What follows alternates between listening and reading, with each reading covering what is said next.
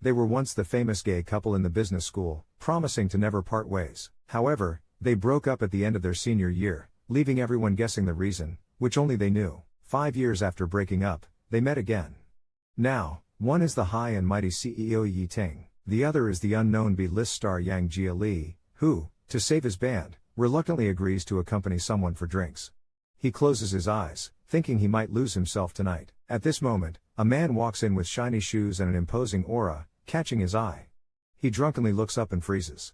The man before him, even if turned to ash and put in an urn, he could recognize by the scent. It's Yi Ting.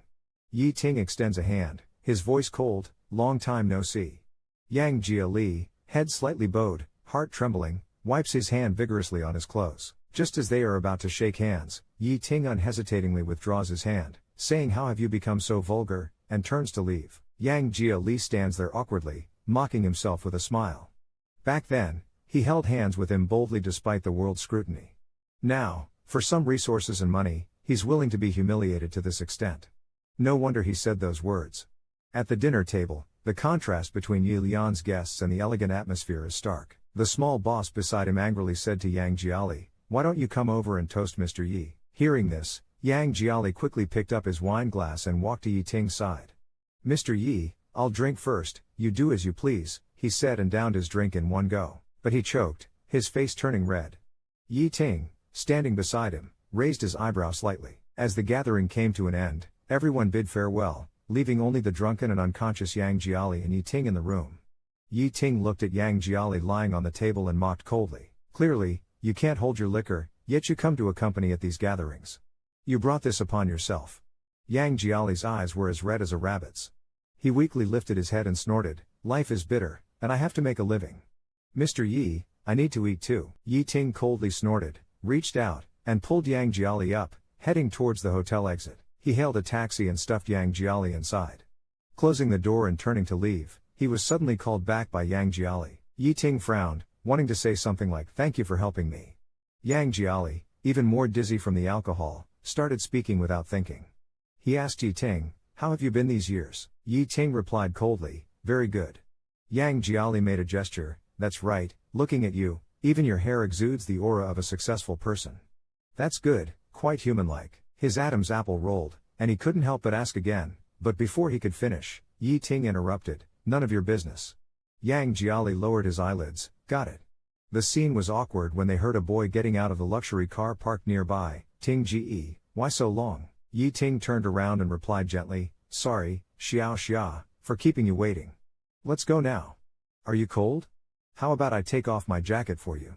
The boy, full of youthful vigor, shook his head, "No need." Yi Ting gently pushed his head back into the car, "Be good, don't stick your head out, be careful not to bump it."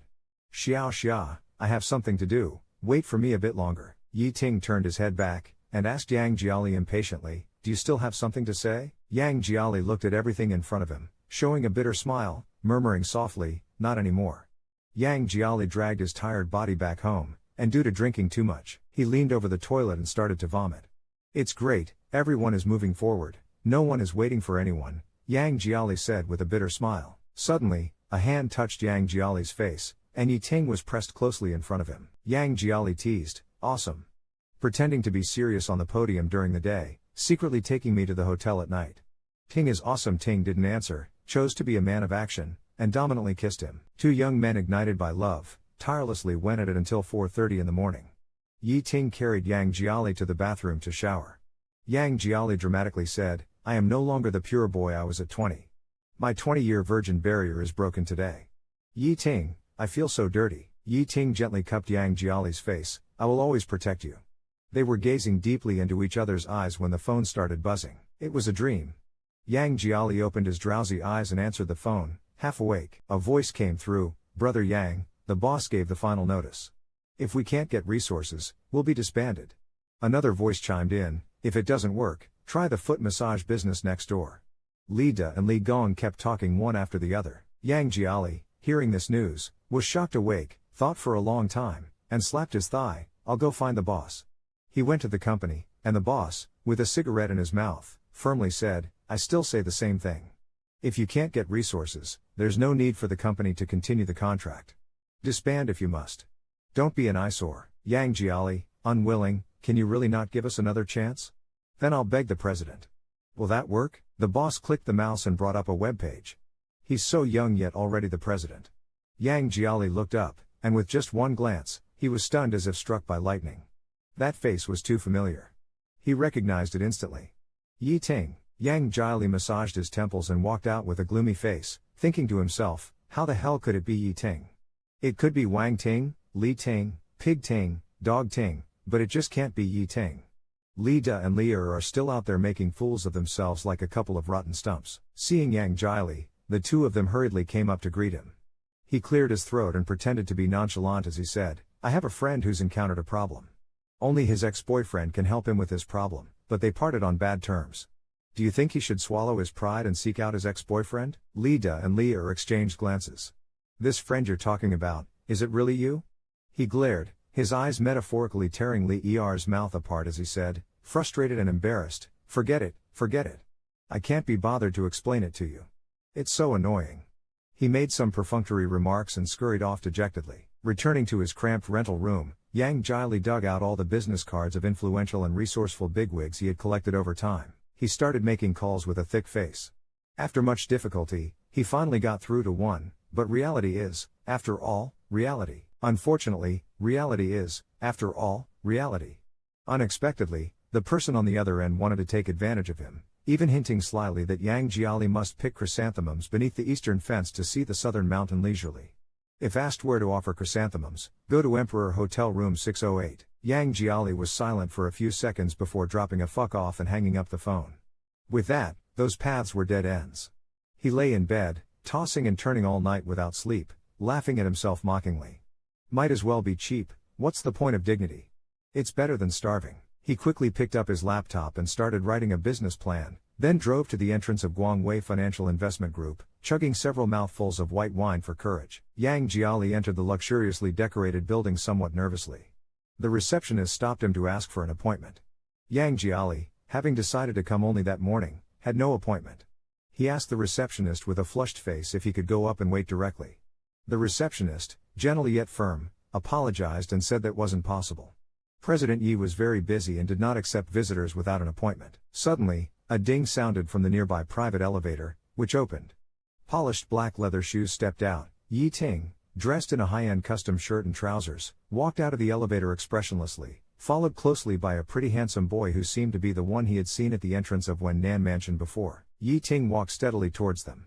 Seeing Yang Jiali, his eyes narrowed displeasingly. Yang Jiali's hands were a sweaty mess from nervousness. He tried to appear calm and greeted with a smile, Mr. Yi Ting, I am. Yi Ting ignored him, turned his head, and sternly reprimanded the receptionist, what's going on with you? The group is not a shelter. Don't let any Tom, Dick, or Harry in. Do your job properly. Upon hearing this, Yang Jiali's face suddenly burned hot, as if slapped out of thin air, utterly humiliated. Yi Ting withdrew his gaze, turning somewhat tenderly to the handsome boy beside him, instructing, all right, I'll drop you off here. I've asked the driver to wait outside for you. Go to school and don't make your supervisor angry again. Listen to him. The boy, with his backpack on, acknowledged, got it, Brother Ting. I'm off then. Yi Ting smiled at him, go ahead, call me if you need anything. Yi Ting watched his back disappear before finally turning around slowly. His indifferent gaze fixed on Yang Jiali. Yang Jiali lowered his head, feeling like an unwelcome clown mocked by everyone. Yi Ting's voice carried coldness, what are you here for? Yang Jiali stared at the tip of his shoes and murmured, I'm here to talk to you about something. I don't think there's anything left for us to talk about. Yi Ting glanced at his watch, you can leave now. Yang Jiali adjusted his emotions, took a deep breath, I'm sorry, I didn't mean to disturb you. He looked up at Yi Ting and cautiously added, just half an hour of your time. Yang Jiali gritted his teeth, 10 minutes. I'll only take 10 minutes. Once I'm done, I'll leave immediately and won't bother you.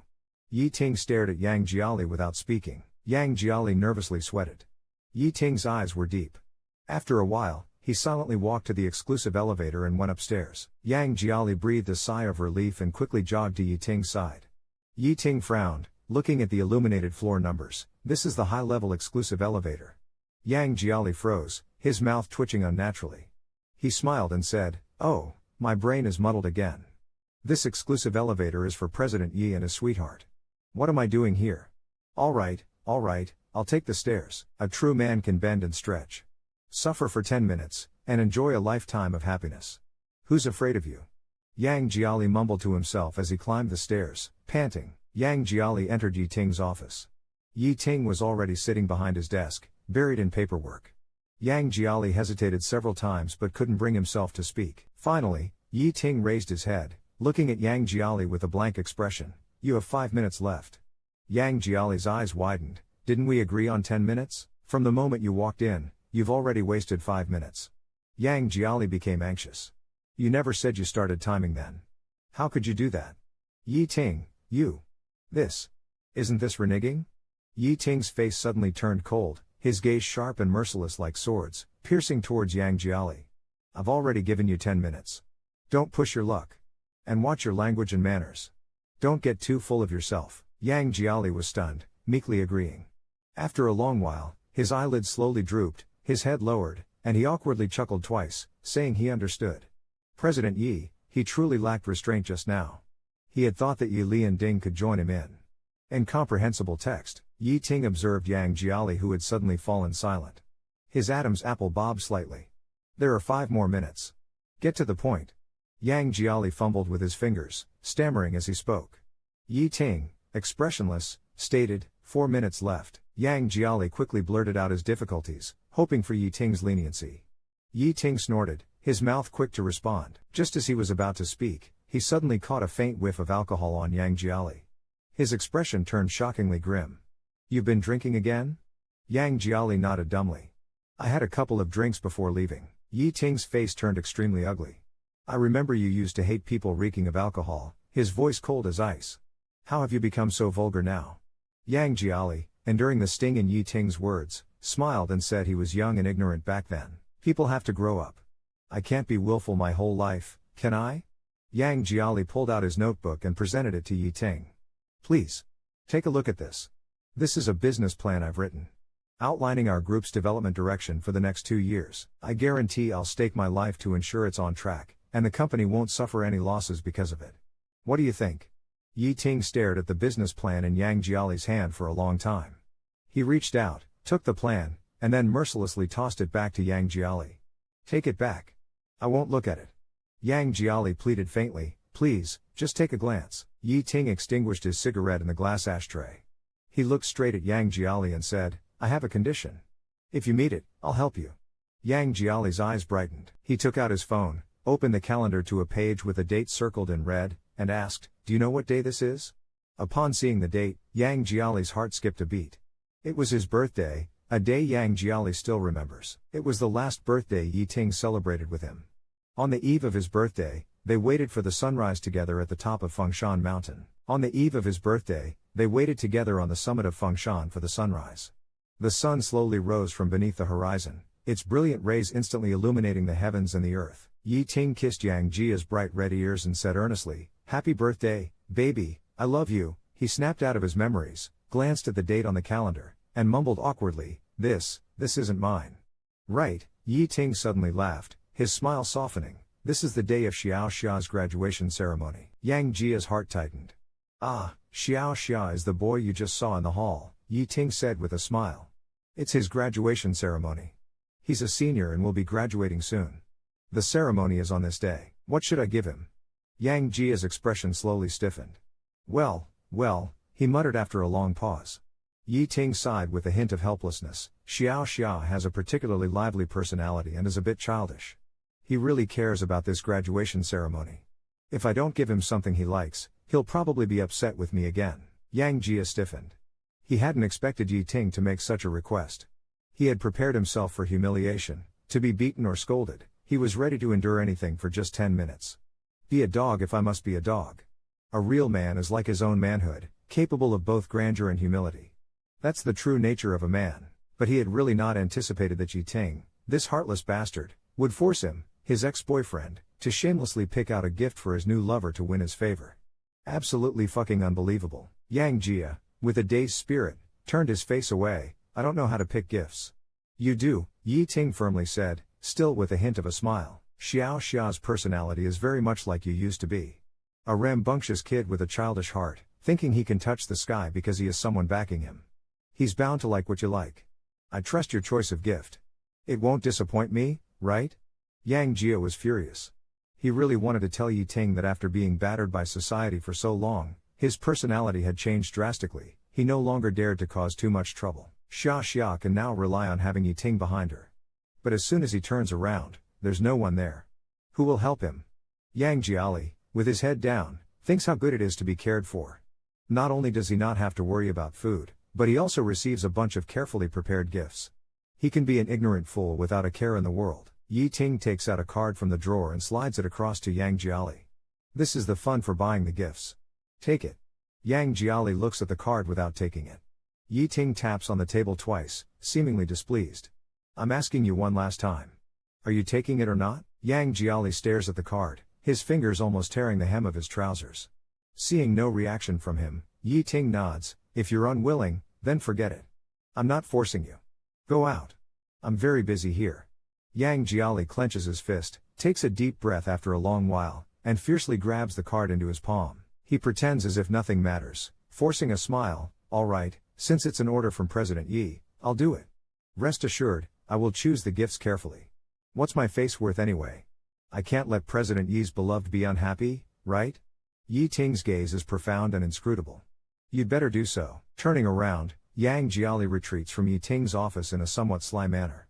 Yi Ting watches his back for a long time before withdrawing his gaze to look at the calendar on his phone. His finger repeatedly rubs over the circled date, his eyes suddenly becoming as deep as a lake.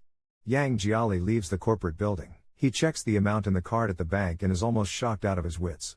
There's a full 2 million in the card. Yang Jiali, in silence, puts the card back into his pocket and sits at the entrance of the bank for a while. He should have realized it long ago. But that's just the kind of person Yi Ting is. When it comes to his beloved, he can casually throw out millions just to please them for a moment. Excessive indulgence. When dealing with insignificant things, like him now, he wouldn't get such good treatment. He thought that even if he knelt and begged Yi Ting for mercy, asking for a way out or even a bite to eat, Yi Ting wouldn't bother to take a second look. Yang Jiali felt a surge of bitterness in his heart, took out his phone, and called Li Da and Li Er. The lamb hot pot on the table was still sizzling with red oil, and a case of beer was placed next to it, with several bottles already empty. Li Da was scared. Yang Ji, what are you doing? Yang Jiali chewed on some lamb and then gulped down a large mouthful of beer, eating and drinking excessively. Don't drink anymore, Li Da quickly pulled him back. If you keep drinking like this, you'll throw up. Li Er also nodded, worried. Yang Ji, take it easy. Yang Jiali didn't react much, kept drinking till his ears turned red. I'm not unhappy, I'm very happy right now. Yang Jiali's eyes reddened from drinking. He chuckled, I just need to make President Yi's little lover happy, and we'll have a way out. Isn't that a deal worth celebrating? Come, drink. Since Li Da and Li Er exchanged glances. Yang Ji, Li Da forced a smile, stop drinking like this, it's too intense. Yang Jiali opened a bottle with his teeth, scoffing, if we're seeking intensity, let's see it through. Less talk, more drinking. Li Da and Li Er had no choice but to drink along. The three idiots inexplicably finished a case of beer. When they left the food stall, all three were dizzy and couldn't walk straight. Staggering, Li Da had to carry him. Yang Jiali wrapped his arms around Li Da's neck, still restless and mumbling, why do I have to make him happy? You're doing it on purpose, definitely on purpose. Li Da stopped, what did you say? Yang Jiali mumbled, Yi Ting. He slightly opened his eyes, drunk and red, with a childlike grievance, sniffing and said in a small voice, that day was my birthday, you knew it. Li Da sighed and bumped into someone. He looked up, coughed, bro, you're blocking my way. The man standing in front of him was tall and sturdy, dressed impressively, but with a cold and tough expression, looking hard to deal with. He pointed at Yang Jiali, give him to me. Li Da frowned, sorry, we don't engage in human trafficking. Yi Ting's eyes grew stern, I told you, give the person to me. Li Da looked up warily, who exactly are you? Yi Ting took out a business card and slipped it into Li Da's coat pocket. Without saying another word, he directly took Yang Jiali from Li Da's back. Yang Jiali, pulled uncomfortably, behaved like an unruly cat, throwing a tantrum. Yi Ting forcefully dragged Yang Jiali to his side, restraining his flailing hands. Yang Jiali slowly opened his eyes to a slit, saw it was Yi Ting, frowned, and, drunk and bold, said, damn it, why is it you again, you unlucky bastard? Will this ever end? Yi Ting remained silent, his clenched jaw indicating his displeasure. Yang Jiali struggled to free himself from Yi Ting's grip, humming incoherently. Let me go, I don't want you touching me, I want Lida to hold me. Hearing this, Yi Ting's eyes suddenly narrowed, his gaze turning extremely sharp. He grabbed Yang Jiali's chin, turning his face towards him. Behave yourself. Yet, Yang Jiali still flailed like a crab. Let go of me, don't touch me. If you touch me again, I'll. Yi Ting sneered, you'll do what? Before Yang Jiali could finish, his stomach churned, and he vomited all over Yi Ting. The moment it happened, Yi Ting's face turned utterly dark. He dragged Yang Jiali into the house, stripped him of his dirty clothes, then threw him onto the bed. The high-end custom suit was ruined by the vomit. With a cold face, Yi Ting threw the clothes into the trash and messaged his assistant to bring a new set. At some point, Yang Jiali woke up, still bleary-eyed from the alcohol. Upon seeing Yi Ting, he hummed for water, want water, pour it myself. Yi Ting remained indifferent, pouring the water himself. Yang Jiali is so drunk that his mind is foggy, shaking his head and drinking water. He wants you to pour, but you just sit there with no reaction and a terrible tone, saying, pour it yourself. Didn't you not want me to touch you? Now you want my help? Yang Jiali slightly lifts his hand but then puts it down weakly. He turns his head, and his tone drops like a roller coaster to the bottom, filled with disappointment and a bit of grievance. You can give your little lover a $2 million gift, but you can't give me a glass of water? Yi Ting, I'm thirsty. Sitting by the bed, he suddenly grabs Yang Jiali's chin, forcing his face over, his voice icy. Why do you feel wronged? Yi Ting tightens his grip, his tone even harsher. To whom I give a $2 million gift is none of your business. Why do you feel wronged? We broke up a long time ago. Stop being delusional.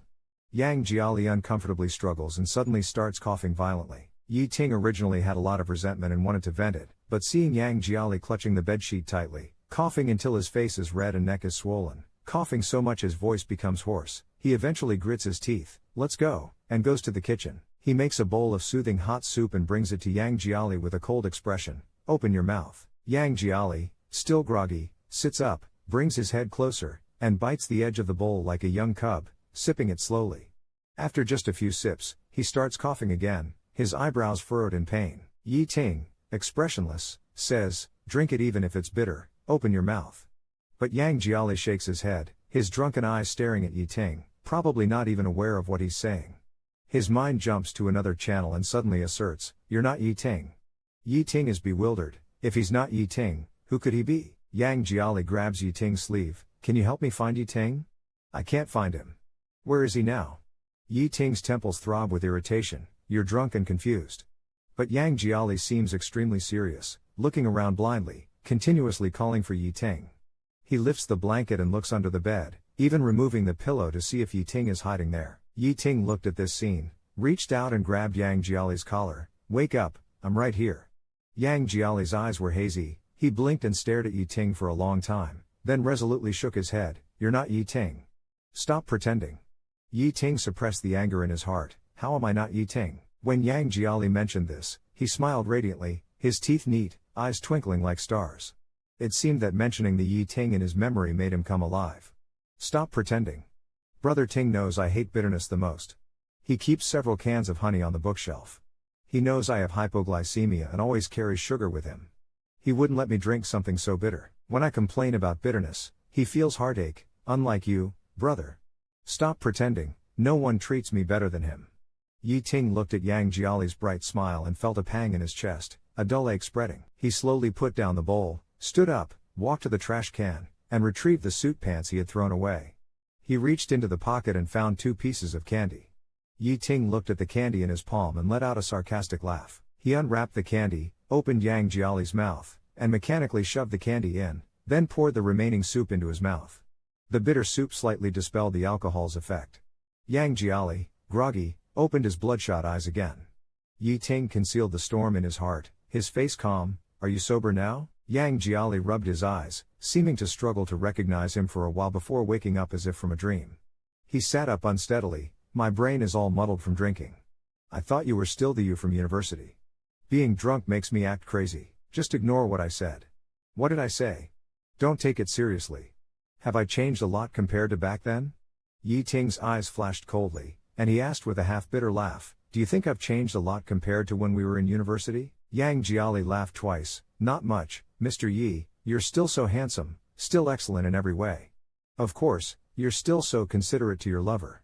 Yang Jiali hiccuped, then, with a smile that looked like crying, whispered, "The only thing that's changed is that you don't love me anymore." Yi Ting suddenly clenched his fist, his nails digging into his palm, causing a slight pain. As Yang Jiali spoke, the alcohol seemed to surge again, making him look confused and spaced out. He has someone new by his side now, younger and better looking than me, who can make him happier. He stopped loving me a long time ago, doesn't even deign to look me in the eye. Ha ha, life is tight, coming and going. Who would really wait for anyone? Who would actually wait for someone coming and going? Everyone leaves, everyone disperses. Yi Ting didn't respond, just stared at Yang Jiali, his fist clenched even tighter, as if he was struggling to endure something. As the bedroom fell into an eerie silence, there was a knock on the door outside. It was Yi Ting's assistant delivering clothes. Yang Jiali suddenly beckoned to Yi Ting. "Can I ask you a question?" Yi Ting asked indifferently. Yang Jiali hugged a big sheep pillow, laughing wantonly and mysteriously. Yang Jiali was intoxicated, half lying on the bed, staring and giggling foolishly at Yi Ting, who was changing clothes. "Excuse me, Mr. Yi, how many types of spiciness are there in Chongqing hot pot?" Yi Ting had already had enough of being vomited on and dealing with a drunk person tonight. He straightened his clothes and perfunctorily replied, "I don't know," then turned to leave. But Yang Jiali panicked. Don't go, I haven't told you the answer yet." Yi Ting's breathing became slightly heavier, sparks in his eyes. "Then hurry up and say it." Yang Jiali giggled, grabbed Yi Ting's sleeve, and lowered his voice as if sharing a secret not meant for others to hear. "I'll tell you, there are 4 types, mild, medium, hot, and what?" Yi Ting asked. Yang Jiali leaned close to Yi Ting's ear and whispered, "There's also, I miss you spicy." Yi Ting's expression changed drastically. His mood had been unstable tonight, constantly fluctuating due to Yang Jiali's antics. He slowly pinched Yang Jiali's chin. "You said you miss me?" Yi Ting's smile gradually disappeared. He gripped Yang Jiali's chin even tighter, a storm brewing in his eyes, extremely dangerous. "Yang Jiali, I didn't hear you clearly. Did you just say, you miss me?" Yang Jiali's face hurt from Yi Ting's grip, and he couldn't help but struggle a bit. Yang Jiali panicked, opened his mouth, and bit Yi Ting's lip with his teeth. He leaned down and gently wiped Yang Jiali's lips, his voice low and magnetic, his tone calm yet each word weighed 1,000 pounds. "Baby, between us, this is just the beginning." After waking up, Yang Jiali regretted drinking too much. Looking in the mirror, he fell deep into thought. Seeing his own swollen lips, he felt anguish that he had even kissed Yi Ting. What a damn mess. He always knew that once he was drunk, he turned into a complete fool. Like that year in his junior year, after getting drunk with his buddies, he returned to the dorm and mistook the gray-haired dog downstairs for Yi Ting. Without a second thought, he grabbed the dog and bumped heads with it, insisting they swear as husband and wife. Yi Ting, who rarely showed any warmth to Yang Jiali, gave him the cold shoulder for 2 whole days and ignored him. Yang Jiali wiped his mouth with a wet tissue, feeling a bit bitter inside. Struggling to gather his emotions, Yang Jiali left his house to pick out a gift. Yi Ting was reviewing documents in the office and without a glance at Yang Jiali, said coldly, "Sit down." Yang Jiali said, "Maybe I'll just leave the gift here. I've got other things to attend to, so I'll." Yi Ting finally lifted his head, his eyes dark and deep as a lake. "Sit down and wait a while. Little Xia is coming soon. I want him to see it personally." Soon the secretary came in to report, "President Yi, young Master Xia is here." Yi Ting immediately put down his pen, his eyes lighting up with a smile, his voice much softer. "Let him in quickly." The secretary nodded, turned to invite the person in, but Yi Ting abruptly called out to her again, instructing, "Go get 2 cups of milk sago with extra honey." Yang Jiali, who had been left hanging on the side, felt his heart skip a beat upon hearing that. His favorite dessert in college had been milk sago, and having a sweet tooth, he often raided Yi Ting's cupboard to steal his honey, mixing it into a rich, fragrant cup. He would then sit on the back of Yi Ting's bicycle, with Yi Ting cycling leisurely along the school's tree-lined avenues. Yang Jiali snapped out of his memories and lifted his head again just as Yi Ting was quickly walking to the door, personally welcoming little Xia inside. Little Xia had fair skin, bright eyes, and was wearing a gray scarf. His entire attire was exceptionally luxurious and tasteful, as if enveloped in a sheen, clearly showing that he belonged to the pampered and favored side who had been urgently sought after. Yang Jiali glanced at his own faded jeans and discreetly covered them with his hand without making a sound. Yi Ting took 2 cups of sago from the secretary, placed one in front of himself, and handed the other to Xiao Xia. "Your favorite." Xiao Xia's expression changed briefly but then quickly recovered with a smile. "It smells good." The secretary glanced at Yang Jiali across the table and offered, Shall I pour you a cup of coffee or something?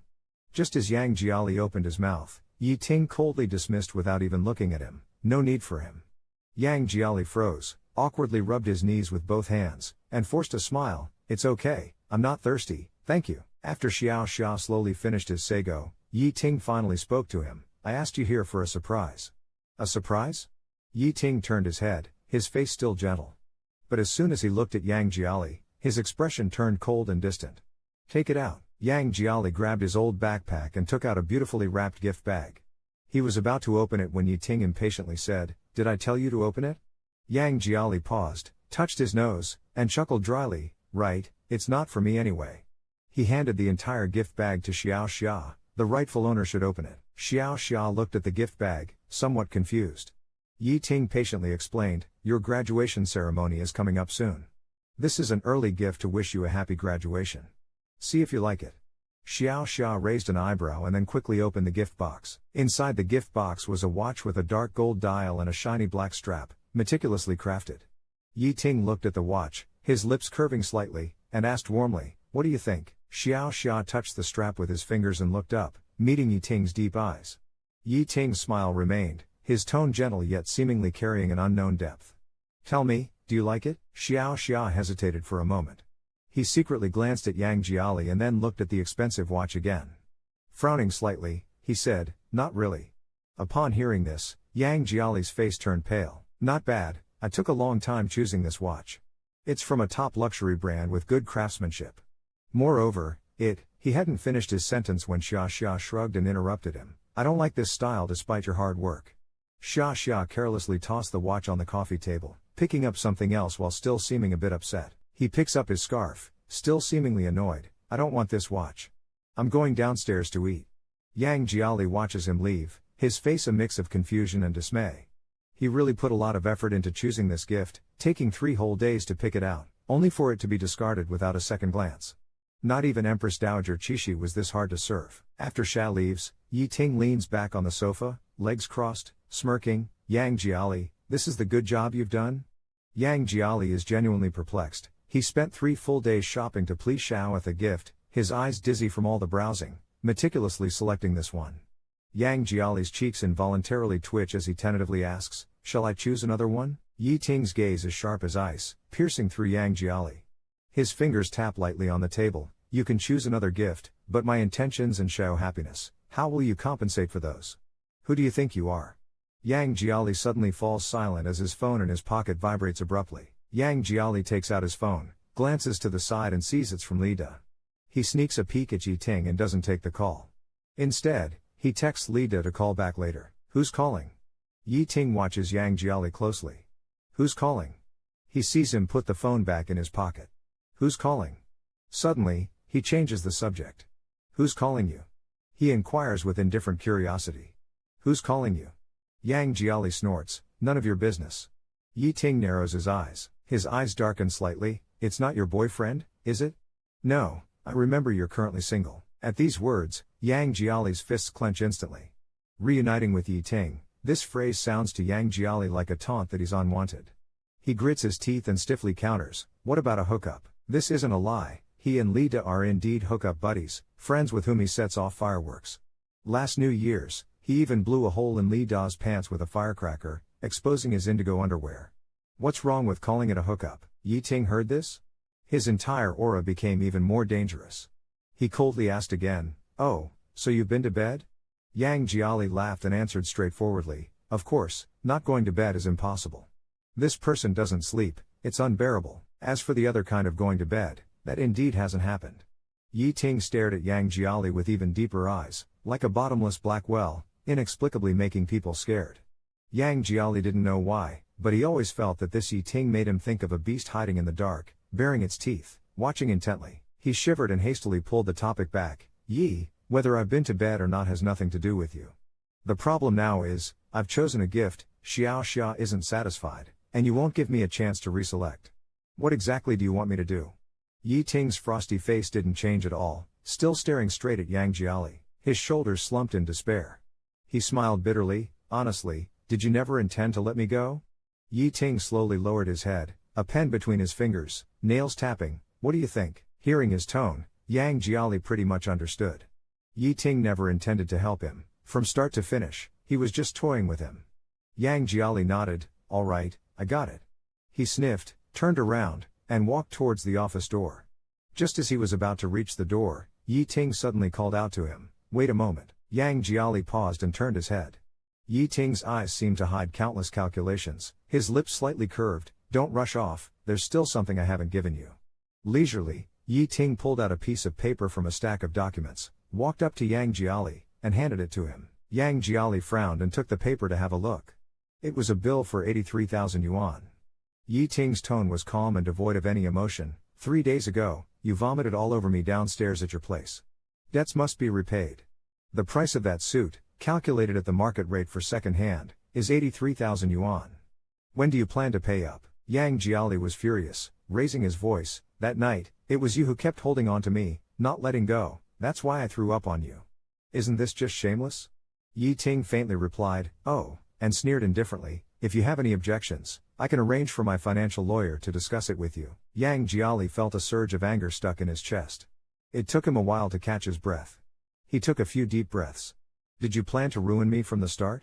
Yang Jiali laughed a few times, nodded, and suddenly his eyes filled with blood. "You can spend 2 million to buy gifts for your mistress without blinking, but you won't leave me any way out. You are ruthless, Yi Ting. You can spend 2 million, your heart is truly cruel." Yi Ting neither confirmed nor denied, his expression unchanged, his aura still intimidating. "What makes you think I would go easy on you?" Yi Ting asked indifferently. Yang Jiali was stunned for a few seconds, then suddenly laughed and gave Yi Ting a thumbs up. "You're right, absolutely right," and nodded vigorously. He roughly stuffed the bill into his pocket, wiped his eyes forcefully, and said with a smile, "We are long done. I'm no longer someone worth your pity. Even if you force me to death, you wouldn't even blink. I understand now." Gathering his last bit of dignity, he said, "Since I ruined the clothes, I will definitely pay back the money. From now on, Yi Ting, I owe you nothing, not a penny." After saying that, he no longer looked at Yi Ting and turned to leave the office. Only then did Yang Jiali realize it was snowing, the first snow of winter. The cold wind, carrying tiny snowflakes, whipped around and immediately reddened Yang Jiali's face. He didn't have an umbrella, so he rubbed his hands together, braced himself against the falling snow, and walked into the snowstorm. He didn't know how far he had walked when he stopped, stood silently for a while, and suddenly cursed, "Damn it." He kicked the snow on the ground, but the snow was too slippery, and he lost his balance and fell into the snow. He clutched his aching foot, suppressing a few groans of pain. Only then did he realize he had twisted his ankle again. "Damn it, how unlucky can I get? Is God just messing with me, giving me a whole package of bad luck?" Yang Jiali silently covered his eyes, like a cornered, whimpering little animal. Only now did he fully understand. But now he finally understood thoroughly. Yi Ting wanted to force him to death. Jia Li just sat on the ground until it got dark and his body was covered with snow. Then he laughed at himself twice, stood up, and went home.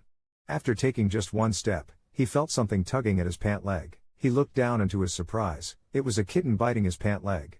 Yang Jia Li squatted down and touched the shivering body of the little kitten. He then noticed a small cardboard box under the bench and instantly understood, this was an abandoned stray kitten. He put the kitten back into the box, patted off the snow on himself, and hurried back with the intent to go home. He hadn't walked far when suddenly behind him the faint meowing sounded again. Yang Jia Li turned his head and saw that the kitten had run out again. Braving the heavy snow, it followed him with hopeful eyes. Yang Jia Li frowned and couldn't help but say to it, "Don't follow me, I don't want you either." He continued to walk, but the meowing from behind didn't cease. In the end, Yang Jia Li couldn't resist running, trying to shake off the little kitten. After running a distance, he stopped and turned around to find the kitten stumbling into the snow several times but never giving up, struggling to run towards him. He ignored the kitten, ran back to his rented room through the heavy snow, and made a bowl of instant noodles in the lukewarm room. While eating the noodles, Yang Jia Li looked outside. The sky was getting darker, and the snow was getting heavier. It would surely freeze by midnight. The stray kitten in the dark cardboard box would most likely freeze to death. His movements eating the noodles suddenly halted, and he sat frozen as if he had been acupunctured, silent for a long time in the dim room. After who knows how long, he suddenly cursed, stood up, grabbed his keys, and ran outside. He ran back to that small park. Yang Jiali knelt in front of the bench, took the box from underneath, opened it, and saw the kitten shivering with cold. Yang Jiali looked into the kitten's moist eyes and felt it was crying. Yang Jiali stared at it for a while, finally sighed as if admitting defeat, and said, I have no money, I can't afford good cat food. With me, you will suffer. Do you understand? The kitten meowed softly. Yang Jiali reached out his trembling hand and opened it in front of the kitten. Even so, do you still want to follow me? He asked. The kitten's tiny paw landed in Yang Jiali's palm before the snowflakes did. As he looked at the small paw in his palm, his heart suddenly trembled. In the vast snow, under the lonely, dim streetlight, a stray kitten as lonely as he was put its paw into his hand. He picked up the box, quickened his pace, and ran home. He gave the stray kitten a bath and fed it something. Stroking its soft belly, he thought for a while and said, I'll call you Afu. Lately, he had been having a terrible time. Yi Ting's relentless pressure and malicious games were driving him to despair. Naming the kitten Afu might bring some luck. As he was deep in thought, his phone on the table started vibrating. Yang Jiali picked it up and saw it was a call from Li Da. At that time, he was confronting Yi Ting and didn't have a chance to answer. Yang Jiali answered the call. Li Da, what's up? Li Da's voice sounded anxious. Brother Yang, why didn't you answer my call at noon? Never mind, let's not talk about it. Brother Yang, we got a gig. Which bathhouse is hiring singers again? Li Da, I've told you, we can't go to those shady places. It's not a bathhouse, Li Da hurriedly explained. The company told me this morning that a director took a liking to one of our original songs. The event team is inviting us to perform. Hearing this, Yang Jiali couldn't believe it at first and confirmed several times with Li Da. After hanging up, he was dazed for a long time until Afu meowed a few times, snapping him back to reality. They landed a big gig. Yang Jiali's smile grew wider and wider. Finally, he yelled Yahoo! And rolled on the floor with the toy lambs, laughing like a fool. This big gig would earn them a good sum of money, meet the boss's requirements, and might even save the group. The current predicament suddenly seemed to dissolve. Yang Jiali sat up, I must take good care of you. He placed Afu on the coffee table like a revered ancestor and bowed to it. Brother Fu, you brought me good luck as soon as you came. Awesome, truly awesome. I used to be blind to your talent. From now on, I'll take good care of you. Fish snacks and cat food will be in abundance. Yang Jiali was still not done rambling happily when his phone rang again. He glanced at it and saw it was Yi Ting this time. His smile froze, and after a few seconds of hesitation, he still answered the call, trying to stay calm. President Yi, do you need something? Yi Ting's voice was as indifferent as ever. Yang Jiali, I want to ask you when you can repay the debt you owe me. Clenching his fist tightly, Yang Jiali said, I won't owe you a penny, rest assured. Yi Ting chuckled, his voice implying something deeper. If you're really out of money, I actually have a suggestion. Do you want to hear it? Yi Ting's tone was so certain, as if he foresaw Yang Jiali would be forced to play into his hands. Holding the phone, Yang Jiali snorted coldly, thanks, but I don't want to hear it. Yi Ting was taken aback. What? I said I don't want to hear it, Yang Jiali said arrogantly, his toes tapping, take your suggestion and roll back to your little xia. Stop chirping in my ear, or I'll slap you both. Yi Ting's voice suddenly darkened. Yang Jiali, from now on my surname is Dad, and my given name is Dad. You can call me Daddy. Yi Ting fell silent for a long while then said, what's wrong with you? Yang Jiali emphasized, I've just realized that without you I can still walk out of adversity on my own. We've broken up. My status is not worthy of being compared with little xia. You are absolutely right, so from now on, I'll stay far away from you. A hint of chilling danger emerged in Yi Ting's voice. Is that so? Dare to say that again? Yang Jiali held his head high, full of life. President Yi, I wish you and little xia grow old together. I will live my own life, and we'll have nothing to do with each other anymore. I'll definitely repay the money, and don't call me again. From now on, we are strangers. If you keep harassing me, watch if I don't stab you then. If you keep messing with me with malicious intent, I'll smash your head, crush sunflower seeds on you until you have a pig's head and a dog's face. Never see your freaking face again. Say goodbye to your mom for me, he said without waiting for Yi Ting to respond, poking the screen to hang up. Venting his frustration, Yang Jiali threw his phone and with a loud cheer as if downing a big drink, felt an unprecedented sense of relief and satisfaction. After being mocked by Yi Ting for so many days, not dying from it. Finally, he scored a point. Yang Jiali stuffed A Fu into his pocket and declared, A Fu, you owe your good fortune today to the luck you brought. No more words, Daddy's going to buy you fish treats right now.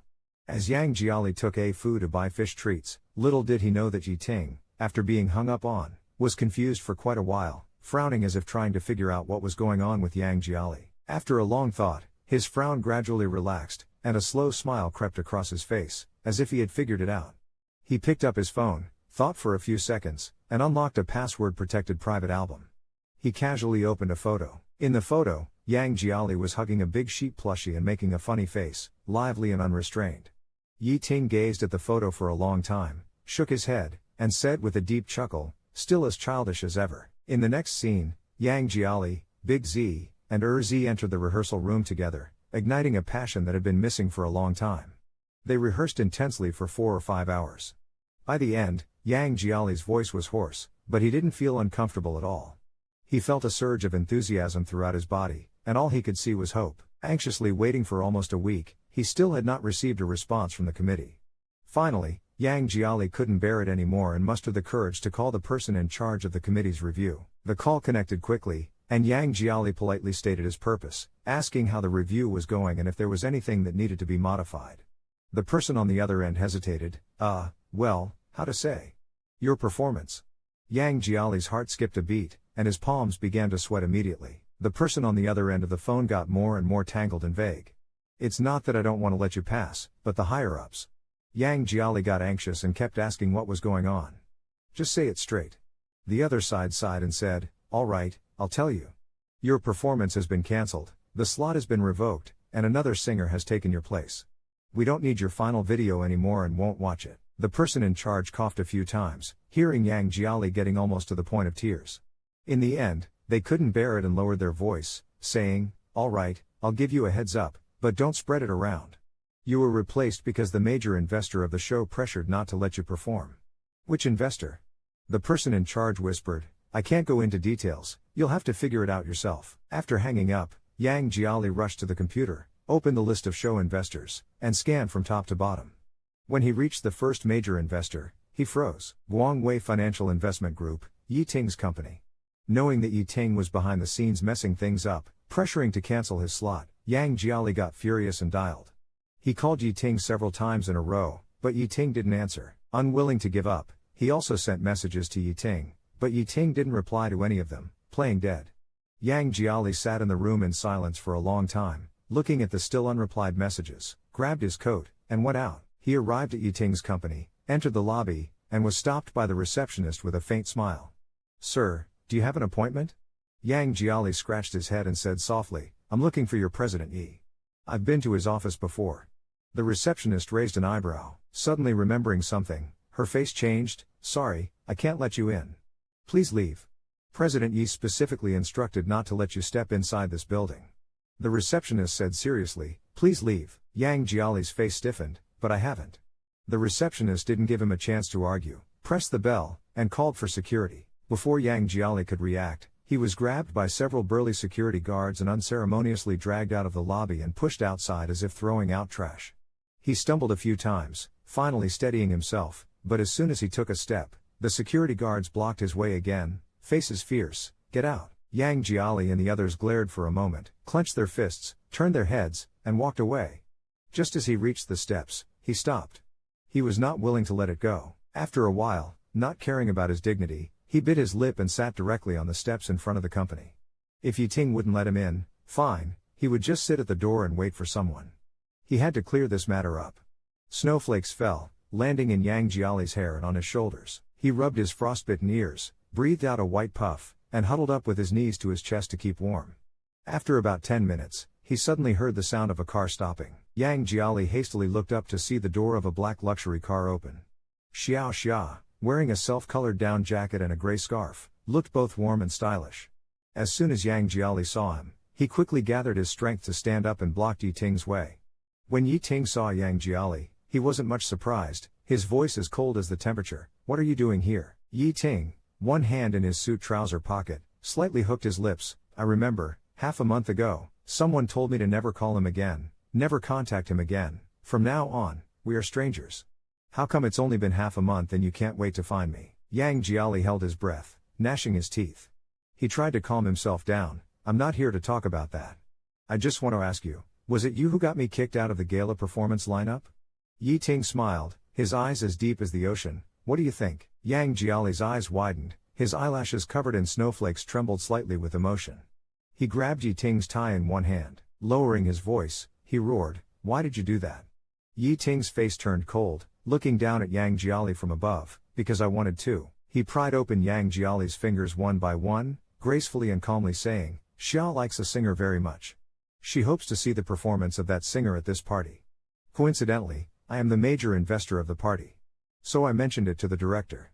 To not affect the party's duration, unfortunately, I have to ask you to pack up and leave. Yang Jiali's hand and voice were trembling. This is an opportunity I fought for myself. Yeting, who do you think you are? Yeting suddenly asked back, stepping closer to Yang Jiali with an imposing presence. He stared into Yang Jiali's eyes like a beast cornering its prey.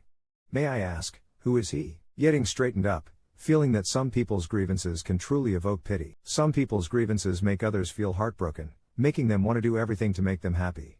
But some people's grievances only bring laughter. Do you understand? Yang Jiali was stunned and couldn't speak. He looked into Yi Ting's eyes for a long time, then slowly lowered his head, wiping his eyes hard with his sleeve, and laughed twice, as if mocking himself. Indeed, why would I think of coming to you? Yi Ting took a step closer and said in a deep voice, Is it now? Don't forget you still owe me 80,000. You may not be able to go on stage again. What other options do you have? So, do you want to beg me now? Yang Jiali lowered his head and said after a few seconds of silence, No. Yi Ting's eyebrows furrowed suddenly, as if he hadn't expected Yang Jiali to answer this way. Yang Jiali took out a crumpled sheet of music from his pocket. It was the final draft he had revised countless days and nights, with eyes reddened from exhaustion. He smoothed out the sheet, wanting to say many things. He wanted to tell Yi Ting how much he wanted to perform at this gala, how much effort he had put into it, and how unwilling and sad he felt. But in the end, he said nothing and just said lightly, Forget it. He threw the paper away without looking at Yi Ting again, turned around, and left. The snow was falling heavily, and Yang Jiali's foot injury had not fully healed. He walked on the snowy ground with uneven steps, struggling a bit. He didn't know how long he had walked when suddenly, urgent footsteps sounded behind him. Yi Ting's voice rang out, Stop. Yang Jiali paused for a moment but continued walking forward without looking back. The emotion in Yi Ting's voice surged more intensely, Yang Jiali, I told you to stop. He even sped up a little. The accumulated snow was soft and slippery. He limped through the snow, and just as he was about to take another step, a sudden powerful force came from behind. Being forcefully turned around to face the cold and stern Yi Ting, Yang Jiali was confronted directly. Dressed in a black suit, Yi Ting's appearance was refined and gentlemanly, exuding an air of calm authority and professionalism unique to high-ranking corporate executives, embodying a demeanor often seen among elite professionals. He tightly held onto Yang Jiali's arm, his gaze dark. You've hurt your foot, he stated. Yang Jiali struggled to free his hand, retorting, Leave me alone. Determinedly, he turned away, escaping Yi Ting's grasp, and continued to walk with difficulty on the snowy ground. Yi Ting approached again, forcefully stopping Yang Jiali, his eyes cold. Let's talk. There's nothing to discuss. You just want to drive me to death, to block every path I could take, Yang Jiali said, resigned to his fate. Watching his slender figure, Yi Ting felt an unexplainable pang of harshness in his heart. Just as he was about to turn the corner, the next second, he felt lighter on his feet and was suddenly carried sideways by Yi Ting. Yang Jiali was immediately infuriated, struggling angrily like a small animal trapped, growling, What are you doing? With a tense face, Yi Ting remained silent, carrying him towards the company. Yang Jiali grabbed his tie, his voice filled with rage, I won't talk to you. Put me down. Don't carry me into your company. Weren't you the one who said I couldn't step foot in it? Let me go. Help. There's a villain abducting a man in broad daylight. Yi Ting glanced at him emotionlessly, showing no intention of putting him down, instead quickening his pace. Seeing that Yi Ting wouldn't let go, Yang Jiali attempted to kick him, but as soon as he exerted force, his foot throbbed painfully, causing him to cry out. The pain made Yang Jiali scream, his face contorting with agony. Yi Ting, carrying an uncooperative Yang Jiali, entered the company, went upstairs, and walked into his spacious and comfortable office. Xiao Xia was sitting on the office's off-white sofa, legs crossed, holding a report, with a cup of aromatic coffee steaming beside her. Hearing footsteps, Xia Xia looks up to see Ban Tinghua and Yi Ting attracting much attention at the dining area, sensing the tension between them. He raises an eyebrow, quietly sets down his coffee cup, and says, I'll step out for some sun. Yi Ting glances at the heavy snow outside and nods in agreement. Xia Xia quickly steps outside, and thoughtfully locks the office door behind him. Yi Ting places a struggling and red-faced Yang Jiali on the sofa. Yang Jiali, supporting himself on the coffee table, attempts to stand and leave. Yi Ting forcefully presses down on his shoulder, his gaze dark and intimidating, his tone full of chill and authority. "Do you need me to lock you up in a room to behave?" he asks. Yang Jiali sneers with a twisted mouth, "If you dare to detain me illegally, I'll dare to call the police." Yi Ting laughs, shakes his head, stands up, and casually throws out, "Try it." He walks to the wooden cabinet on the left side of the office, opens a drawer to find a first aid kit, and takes out 2 tubes of ointment. Returning to Yang Jiali, he removes his shoes and socks under Yang's wary gaze, revealing a glaringly bruised ankle. Yi Ting stares at the bruise for a long time, squeezes out some ointment, and is about to apply it to Yang's ankle when he suddenly pauses. His expression unnaturally changes, and he tosses the ointment to Yang Jiali, saying coldly, "Apply it yourself." Tired of struggling, Yang takes the ointment thrown by Yi Ting and carelessly smears it over his ankle. After putting his socks and shoes back on, he says impatiently, "I'm done. Can I go now?" Yi Ting leans against the desk, lost in thought and unresponsive. Yang shrugs, stands up, and limps to the door, reaching out to open it. Little did he know the doorknob was locked tight. No matter how hard he pressed, the door wouldn't budge. Yang Jia was startled and turned around, only to see Yi Ting still leaning against the desk, with an almost invisible smile on his lips. "Why aren't you leaving?" exclaimed Yang Jia, pointing at the door, trying to suppress his emotions as he gritted his teeth. "Open the door." Yi Ting chuckled, still staring at Yang Jia without moving. Yang Jia felt a burning rage in his chest, his breathing grew rapid. "You dare to lock me in? I'll really call the police," he said, both shocked and angry. After hesitating for a moment, Yang Jia moved back to the sofa and sat down with a huff. "If you have something to say it quickly." Yi Ting was sitting in the boss chair, slightly turned it to face Yang Jia directly. "The lifeline of your group is still in my hands. You still owe me 80,000. When do you plan to repay the debt?" "You don't need to pay me back in installments," Yang Jia responded stiffly. Yi Ting's fingers lightly tapped on the desk, "No need to make it so troublesome." Yang Jia's ears pricked up. Yang Jiali's ears twitched slightly, as if he had a premonition. A hint of unease crept into his heart. Early in the morning, Yi Ting turned to look at the heavy snow outside the window, and there was a trace of tenderness and nostalgia in your dark eyes. "Back in the days, every morning in college, we would rent a house outside campus and live together. You always loved to make a kind of small pancake for breakfast. Do you remember?" Considering that it was inconvenient to have a same-sex relationship in the dorm, Yi Ting took it upon himself to rent a small villa outside campus. Making these pancakes was the only craft his mother taught him, and he was quite good at it. Yi Ting used to love them so much. Yang Jiali lifted his eyelids to look at Yi Ting. "Why bring this up?" Yi Ting smiled, "I haven't had them for years, and I kind of miss them, so I want you to make them for me a few more times." "Make pancakes for you?"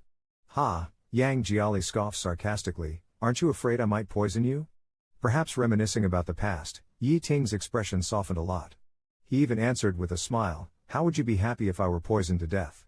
Yang Jiali sneered, "Last time you said if I bought gifts for Xia Xia, you'd let our group off the hook. In the end, I still ended up owing you money. You want to trick me again?" "That was then," Yi Ting said quietly. "This time, just make them. Regardless of the outcome, as long as you do it for 2 weeks, all our debts will be settled. We can sign an agreement, fair and square." "You can check." Yang Jiali looked, and the content of the agreement was indeed as Yi Ting had said.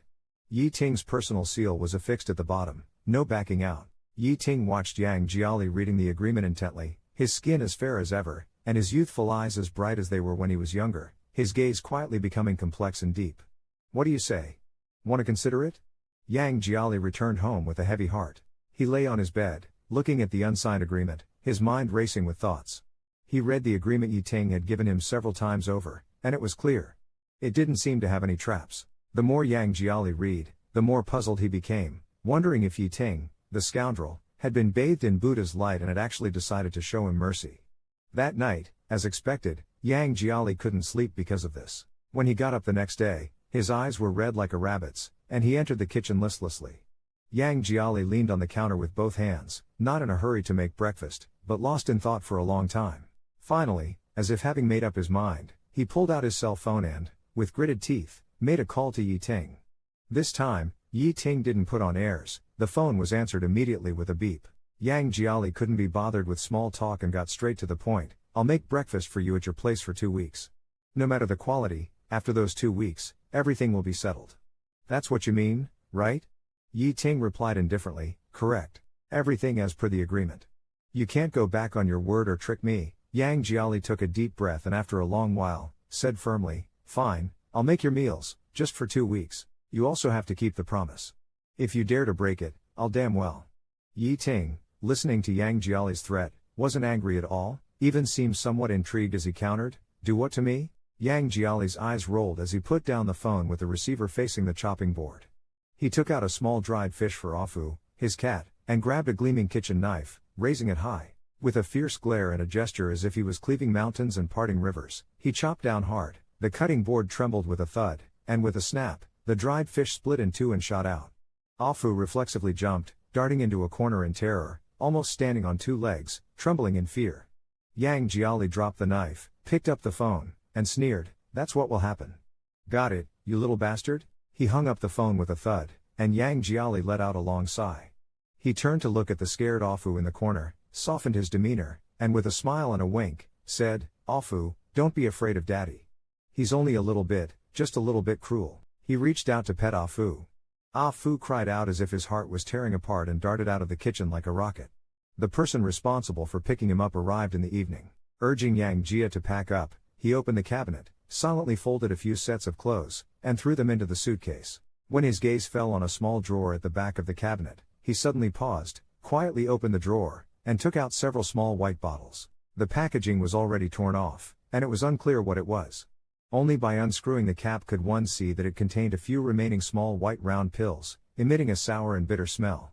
He stared at these pills for a long time, as if lost in thought. Someone outside urged loudly, "Are you done yet?" "Closing up," Yang Jia loudly responded, "Closing up, right away." He capped all the bottles and looked up. Looking at himself in the mirror, he forcefully smiled a couple of times. Then, he secretly threw these small pill bottles into the trash can, pushing them to the very bottom. Yang Jia was tricked by Yi Ting into moving into his villa, but leaving it turned out not to be so easy. Yi Ting's villa was in the suburban area. When Yang Jia arrived at the villa in the driver's car, it was already completely dark. The night sky, black as ink, was sparsely dotted with a few bright and cold stars. The night wind carried the chill of accumulated snow, penetrating to the bone. Yang Jia wrapped his clothes tighter and stood at the brightly lit entrance of the villa. He hesitated for quite a while before he made up his mind, opened the door, and walked in. The moment he stepped into the villa, he had the illusion that he was Mai Shiranui's reckless brother, like a sheep that's blissfully ignorant, stepping into the den of a wolf, targeted by a ferocious beast with bared fangs, yet utterly unaware. He gulped, thinking to himself that entering a haunted house wouldn't be as unsettling as entering Yi Ting's villa. "Damn," he thought, "I look calm, but I'm really not," as he walked into the villa's living room. Yang Jia Li, carrying his little bit of luggage, looked around. The place was brightly lit but no one was to be seen. Just as he was puzzled, suddenly, there came the sound of footsteps from the spiral staircase. Yi Ting appeared as if he had just taken a shower, his handsome face and slightly damp black hair enhancing his looks. He was wearing a loose bathrobe, with his strong chest partially visible beneath. He sized up Yang Jia Li's clothing and asked why he was dressed like that, with his pants both ripped and faded. Yang Jia Li covered himself awkwardly and snorted, "This is fashion.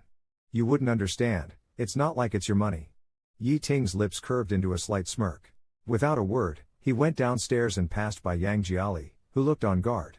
He walked to the villa's door and slammed it shut. The sound of the door closing made Yang Jiali shudder involuntarily. In such a big suburban villa, with the door closed, it was just him and Yi Ting left. Only.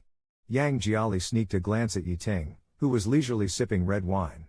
If he took advantage of this perfect timing, on a night dark and windy, took a kitchen knife, crept into the bedroom, and then, seeing the chest muscles hidden under Yi Ting's bathrobe and a segment of his strong forearm revealed from the wide sleeves, he pursed his lips, thinking, better not, sleep, dreams have it all. Yang Jiali took his luggage into the room and quietly began to organize his things. Yi Ting finished replying to the last pending email of the day. He put down his tablet and quietly walked to the door of Yang Jiali's room.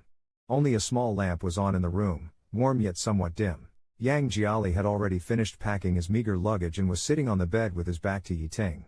Yang Jiali just sat there silently, not knowing what he was thinking. The light shone on his profile, motionless like a statue, lacking vitality. Through the doorframe, Yi Ting didn't disturb him and just watched from a distance. He looked for a long time, somehow feeling that the Yang Jiali who was alone now seemed, in some indescribable way, slightly different from the one he remembered. Yi Ting turned around, left quietly, went upstairs, and entered his own room to rest. He had a dream. It was dim, and within the haze, he saw Yang Jiali standing not far in front of him, with his back turned, walking step by step further away. Yi Ting wanted to catch up to him, but his feet felt as if they were filled with lead and couldn't move. He could only call out to the retreating figure of Yang Jiali, "Yang Jiali, I'm telling you to stop, don't go any further."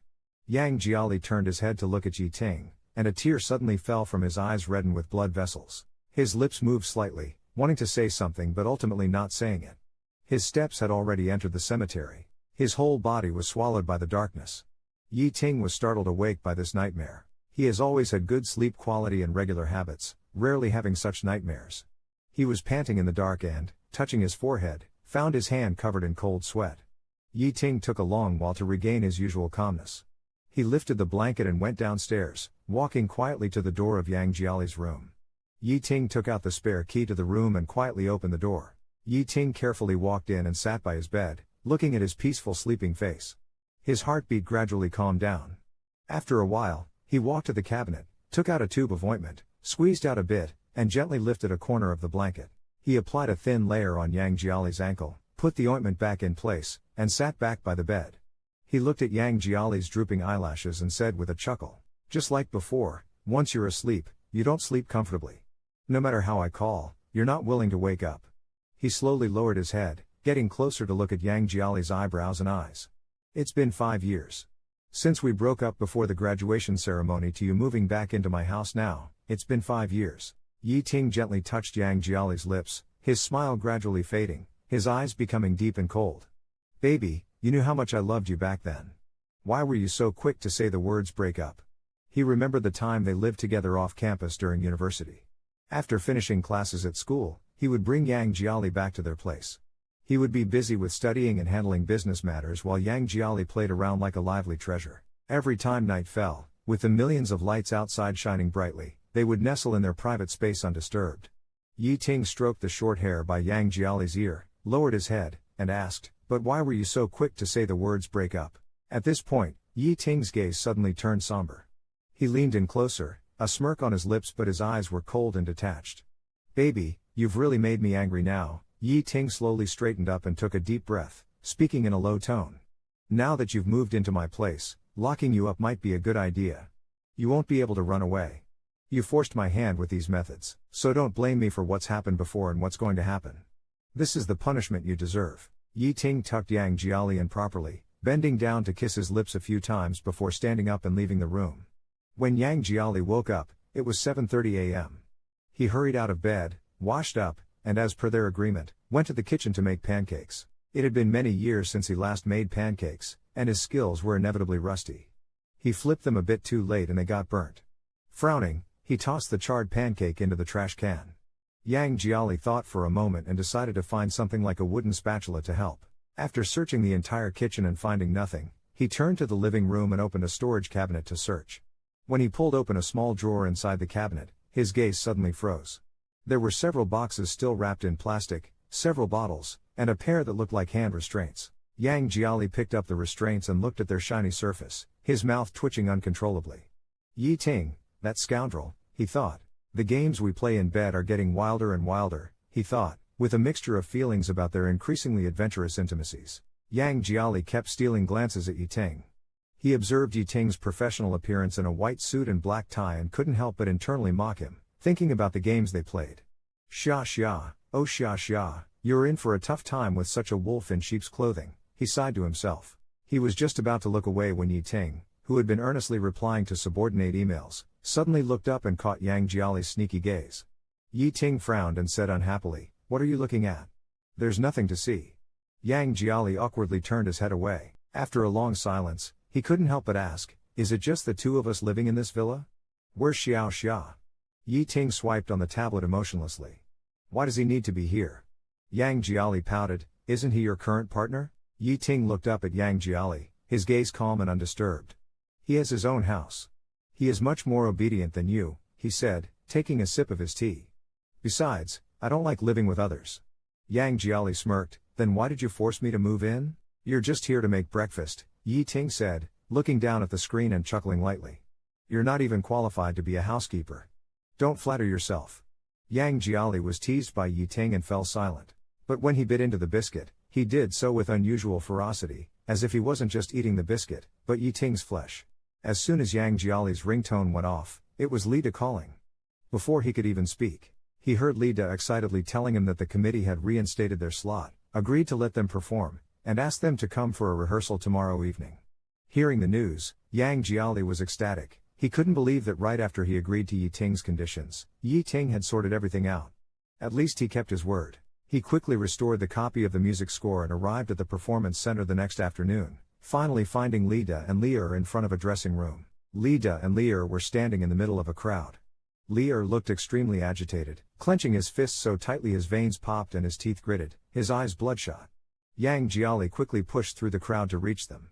What's going on? Facing them was Ni Yun's manager, who didn't seem to care about anyone else. What are you arguing about? Yun Ji needs to rehearse in peace. Who do you think you are, trying to take Yun Ji's dressing room? Li Er, with eyes wide and furious, retorted, half of this dressing room is ours. Why should he take it all? But Yang Jiali, with a cold look and a sarcastic smile, said regretfully, all I know is that if you're wrong, you should apologize. Suddenly, Ni Yun spoke up. Lifting his eyelids, he said, if you can get me to take a good look at you, maybe I'll consider apologizing. But, obviously, you're just a nameless dog. You're not worthy. He slowly walked up to Yang Jiali and suddenly smiled. If you want an apology, fine. As soon as his words ended, he raised his hand and, under the timid gaze of others, unhesitatingly slapped Yang Jiali across the face with a forceful, wolf-like swat, almost knocking Yang Jiali off balance. 5 bright red finger marks appeared on his face instantly. Ni Yun smiled, this is my apology. Yang Jiali's face was jerked to the side from the slap, burning with pain, his ears ringing. Ni Yun looked at Yang Jiali with calm and arrogant eyes. After delivering the slap, there was no change in his expression, as if teaching a lesson to such a disrespectful and offending newcomer was the most normal and rightful thing to do. Regaining his composure, Yang Jiali slowly lifted his head, his eyes sharpening like a wolf cub. You started the fight. I'm not hitting you, I'm teaching you, Ni Yun said calmly, schooling him on the ways of the circle. Yang Jiali wiped the blood from the corner of his mouth, his anger mounting. He clenched his fists, and unable to hold back, he cursed and raised his fist, ready to hit back fiercely. Amidst the chaos, someone rushed into the crowd and pulled Yang Jiali away. Director Zheng turned to Ni Yun, his previously stern face breaking into a warm smile. Brother Ni, it's been too long. I'm so glad you could make it today. Welcome, welcome. He then pointed angrily at Yang Jiali, you three, bring your things over here. With crossed arms and a sarcastic sneer, he said, where do you three get the confidence to cross Ni Yun? Do you no longer want to survive in this industry? Yang Jiali turned his head and let out a cold, scoffing laugh. Director Zheng, pointing at Yang Jiali, said, it's not just about slapping you, if you wanted your mother's ashes. Yang Jiali's face turned furious. He reached out and grabbed Director Zheng's collar. What did you say? Director Zheng frowned, what are you doing? Want to start a fight again? Say that again. Yang Jiali lunged forward, pushing him against the wall with a murderous look in his eyes. What about my mother's what? Director Zheng, a bit intimidated by Yang Jiali's sudden aggression, struggled to break free and subtly moved away. All right, let's not get into that. He straightened his collar with a fox-like slyness and continued to lecture, in any case, you all better be careful. Don't mess with the wrong people. Starting today, you're no longer allowed to use any of the break rooms or the makeup room. With that, he hurriedly quickened his pace and left. Yang Jiali stared at his retreating figure, his eyes darkening to the extreme. Li Er patted Yang Jiali's back and quietly said, Brother Yang, I'm sorry, I was impulsive. Before he could finish, Yang Jiali suddenly stood up, I'm going to the restroom. With his head down, he walked through the corridor and into the nearest restroom, where he punched the porcelain wall several times. He stood silently in front of a white porcelain wall in the bathroom. After venting his anger violently, he walked to the sink. In the mirror, his eyes were bloodshot, and his fists were covered in blood. Suddenly, a man came out of the bathroom. The man spoke, his voice pleasant and gentle. Hurting yourself is not the best way to release your emotions. Yang Jiali's heart trembled. He looked up. The man beside him was wearing a white shirt with a dark blue tie, gold-rimmed glasses on his nose, and had a handsome, gentle demeanor. The man didn't say anything further. He took out some band-aids and gently placed them on Yang Jiali's bleeding wounds. Yang Jiali looked at the band-aids on his hand, his eyes welling up. With his head down, he said, "Thank you." The man replied softly, "You're welcome, it's just a small thing." Yang Jiali forced a smile, took a deep breath, and smelled the man's light cologne. The man sighed softly and said, "The person you dislike will never feel remorse because you are hurt. Take good care of yourself for those who care about you." The man smiled, took out his card holder, pulled out a business card, and handed it to Yang Jiali. "Here's my card. Take it if you need it. I hope to see you again." Yang Jiali accepted the card and took a closer look. Executive President of Ronghai Entertainment Investment Company, Limited, Zhao Shanghai. He looked up at the man's back for a long time. A black business car stopped in front of the mansion. The driver opened the rear door and bent down to talk to Yi Ting, who was reading documents in the back seat. "Mr. Yi, we've arrived at Wennan Mansion. There's light snow outside, please be careful." The driver asked, "Should I wait here until your social engagement is over?" Yi Ting put on his suit jacket, tightened his tie, and instructed the driver to go to the arts center. "Wait for Yang Jiali to finish the rehearsal and bring him over here. Wait downstairs at the mansion." The gathering ended at 10, and all the bosses left one after another. Yi Ting, with his suit jacket over his arm, walked to the entrance of the mansion and saw that the snow had indeed gotten heavier. Just as he opened his umbrella, he heard Ni Yun catching up from behind, speaking to him in a somewhat gentle tone. "The snow is so heavy, and I forgot to bring an umbrella. The snow is heavy, I forgot to bring an umbrella. Director Yi, could you give me a lift? My car is over there." Yi Ting remains expressionless, nods his head. Ni Yun moves closer to Yi Ting, quietly grabs his sleeve and squeezes under the same umbrella with him. Yang Jia silently sits in the car. Perhaps sensing something, he looks out the window. When he sees Ni Yun beside Yi Ting, smiling radiantly and looking intimate, his gaze sharply changes, and after a long while, he lowers his head again, sinking into the darkness. He quietly closes the window, puts on a mask. Yi Ting escorts Ni Yun to his car. Ni Yun opens the door, doesn't rush in. "I really owe you thanks for today, Director Yi." Yi Ting nods calmly. Director Yi has just returned to the country and might not be too familiar with this place. Ni Yun's eyes gradually curve into a smile, his eyes brimming with laughter. "If you need anything, you can contact me anytime. I know many interesting places. You are the person I admire the most. It would be my honor to accompany you and make you happy." The pocket of his suit pants moves slightly. Yi Ting looks down. Ni Yun has quietly slipped a business card with his contact information into the pocket of Yi Ting's suit pants, his fingers discreetly, without making a sound, tracing his leg through the fabric. Yi Ting says nothing and turns back to his car.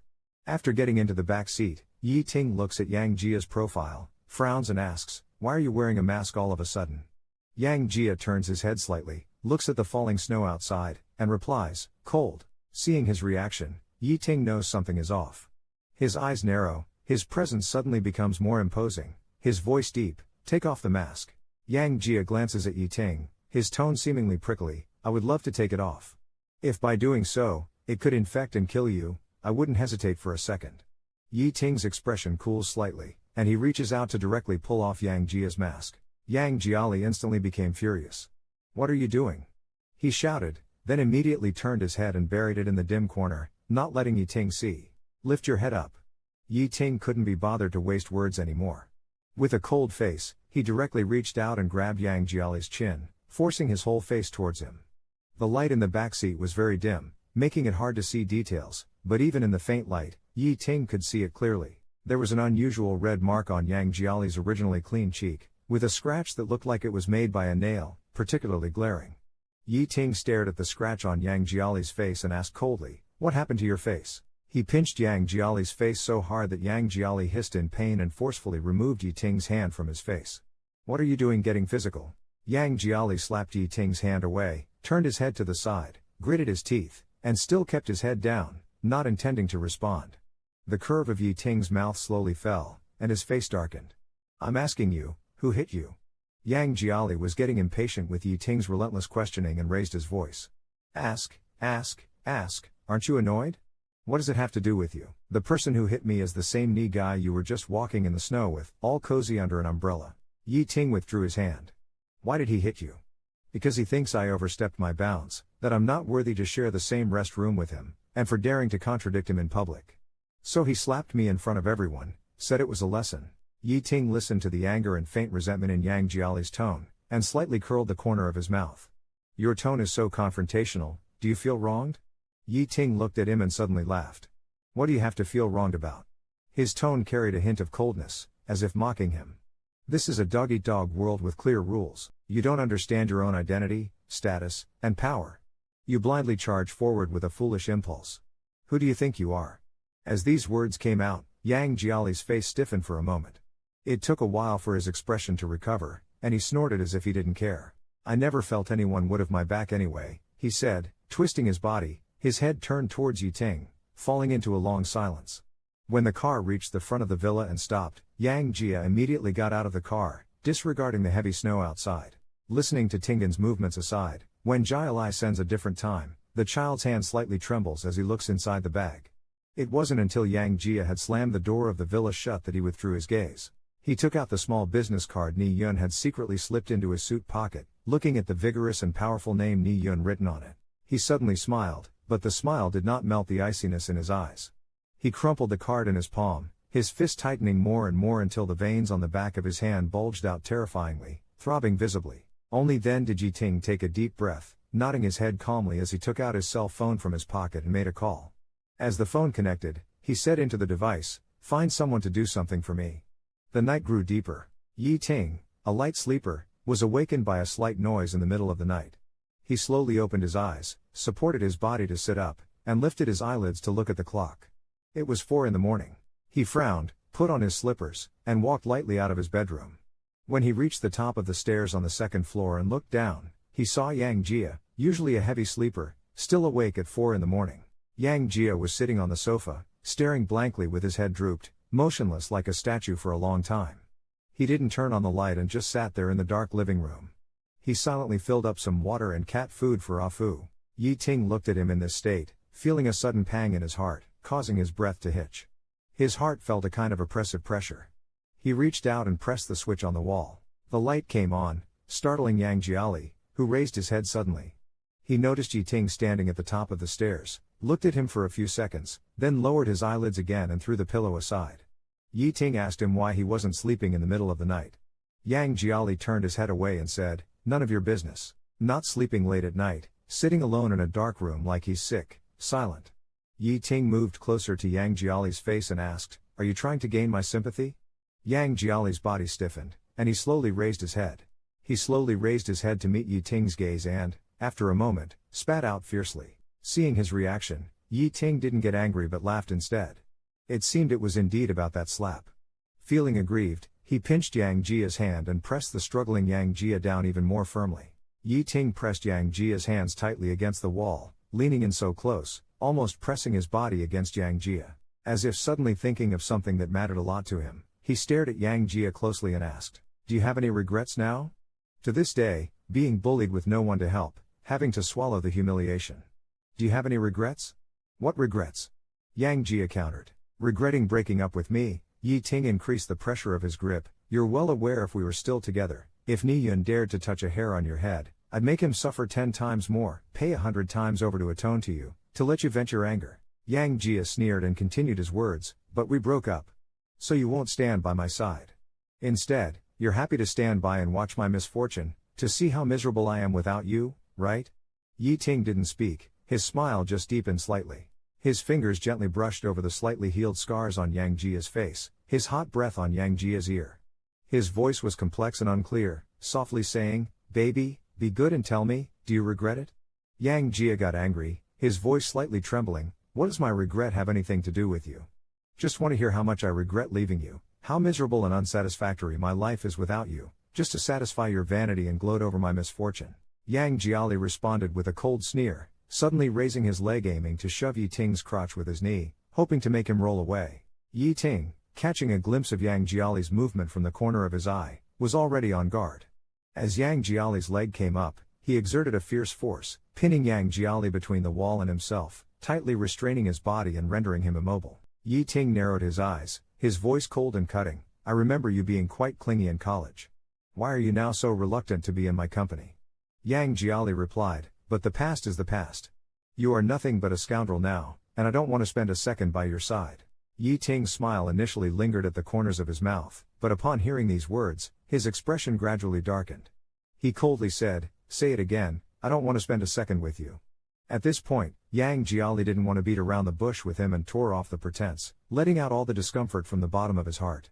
Through clenched teeth, he forced out, "I don't want to have anything to do with you. I would rather touch a random person on the street than be touched by you." Yi Ting's expression finally turned completely dark. He lowered his head to look at Yang Jiali's lips, trembling with anger and excitement, and laughed in fury, "Picking just any man on the street, you dare say that?" Yang Jiali, dizzy, lifted his chin. Yi Ting took a deep breath and said, "You might not have realized one thing." He tightened his grip on Yang Jiali's hand. "Right now, I hold the upper hand. You might end up crying and begging me to fuck you." Yang Jiali retorted with 3 simple and crude words, "In your dreams." Using all his strength to push Yi Ting back slightly, Yang Jiali dashed into his own room, slamming the door shut and turning the lock. Yi Ting didn't move, he just emotionlessly watched Yang Jiali's closed door. After a long while, he finally patted his robe and muttered to himself, "I didn't plan to act so soon, but now it seems there's no need to wait." The assistant director approached Yang Jiali and told him that the investors were going to have dinner at Juntan Hotel this weekend, and he should come too. Yang Jiali was surprised and pointed at himself. "Me?" The assistant director, losing patience, said, "Someone wants to talk to you. Stop the nonsense and hurry up." With that, he left. Yang Jiali stared dumbfounded at his retreating figure, unable to snap back to reality, wondering why someone like him, with no status or fame, was being invited to a dinner with major investors. Though he thought this way, Yang Jiali still went to Juntan Hotel and was led into a private room. There he saw the investors enjoying their drinks amidst a lively atmosphere, with laughter and chatter everywhere, except for him. Yi Ting was seated at the main seat with Ni Yun pouring him wine affectionately and engaging in intimate conversation, while Yi Ting was talking to a boss next to him, not sparing a glance in his direction. Yang Jiali silently took the last empty seat. Just after sitting down, an entrepreneur beside him struck up a conversation, asking, "You sing well. What's your name? How come I've never seen you before?" Yang Jiali politely nodded, "It's natural you haven't heard of me due to my lack of fame." The man nodded, smiled, and said, "Young man, let's drink." Yang Jiali had attended similar gatherings before and knew that competing in drinking was normal in such settings, so he didn't refuse much. As he drank, the chubby boss smiled even wider, bringing a few other small bosses around him to continuously fill Yang Jiali's cup. Yang Jiali, confident in his drinking ability and skillful in dodging or sipping stealthily, plus the alcohol seemingly not very strong, relaxed and drank more than usual. With his face turning a bit red, Yang Jiali shook his head and heard someone toasting Yi Ting, thanking him for hosting such an event and treating them to such expensive wine, saying Yi was very generous. Someone nearby joked and flattered Yi, mentioning that Yi had officially taken over the group, basking in endless glory. "Look, the wine served is all collectible, each bottle starting from tens of thousands, with a rich taste and strong after effects, all treasures." Yet, Yi Ting sneered, "Drink up, drink more." At this point, Yang Jiali was already feeling dizzy and staggered up, making an excuse to go to the restroom to escape the drinking. The alcohol hit him in waves, each more intense than the last. Leaning on the wall, he entered the restroom and stood at the sink, leaning against the wall, his body going limp as he held onto his last bit of consciousness, took out his phone from his pocket, shakily found Li Da's number, and called. The call connected quickly, and without caring if Li Da understood, he mumbled, "Li Da, it's me. I can barely walk. Come pick me up, will you? I'm at Junting." But just as he was halfway there, tripping over something, his legs gave way, and he was about to fall uncontrollably when suddenly someone caught him in their arms. Suddenly, someone hugged him, supporting him to prevent him from falling. A man's voice sounded above his head, "Look at how drunk you've become." Yang Jia managed to open his eyelids and saw it was the fat boss who had been urging him to drink at the table. Yang Jia couldn't care less, grabbed the fat boss's sleeve, and slurred, "I want to go home." The fat boss was quite patient and friendly, all right, don't rush. I'll take you home now. Let's go." Yang Jia slightly shook his head, "No need, someone will pick me up at the door." His shaking motion and the soft voice from being drunk were like acting coquettishly in his arms, making the fat boss's cheeks instantly heat up, uncontrollably swallowing a gulp. His gaze lingered on Yang Jia's delicate skin, unable to move away. "I'll help you rest." Ni Yun sat next to Yi Ting, affectionately poured another glass of wine for Yi Ting, and said, "The wine Mr. Yi ordered really packs a punch. I feel like my whole body is going soft," he said, leaning towards Yi Ting as if he was really about to pass out. Ni Yun glanced around, noticed no one was paying attention, and quietly placed a hand on Yi Ting's leg under the table, caressing through a layer of suit pants. "You wouldn't be." Yi Ting smiled, slowly turned his head to look at Ni Yun's teasing and ingratiating expression, and leisurely said, "Scram." Ni Yun's smile stiffened. Yi Ting grabbed Ni Yun's hand from under the table and threw it aside mercilessly. He pulled his clothes together, nodded at the other investors, "I have some urgent matters to attend to. Please continue without me. He quickly stepped out of the private room. Yi Ting asked expressionlessly, where is he? A bodyguard approached and answered, he went up to the third floor, seems too drunk to stand. Was he taken there? Yi Ting nodded, taken, looking upstairs, drunk, taken. Let's go, to check, let's go. The fat boss switched to supporting Yang Jia, entered the room, and gasped for air. Looking at Yang Jia's face and body, he was so excited that he was breathless. He hurriedly unbuckled his belt. Just as he was about to step forward, the door was suddenly knocked twice forcefully. The chubby boss frowned. Who is it? There was no response from outside, only the knocking grew louder and more urgent. The chubby boss sneered, frowning impatiently as he walked to the door and yanked it open. Who the hell is knocking on my door? I'm in the middle of. Before he could finish his sentence, he looked up and saw the icy cold eyes of Yi Ting and immediately let out a yelp. Yi Ting kicked the chubby boss hard in the stomach, sending him sprawling to the ground. The chubby boss's face filled with terror. Mr. Yi, what are you doing? Yi Ting looked down at him condescendingly, his voice chillingly cold. Which hand did you use to touch his waist just now? The chubby boss's eyes widened, but Yi Ting was already impatient. He lifted his leg and stomped hard on the back of the chubby boss's left hand with his shiny black shoe, showing no mercy.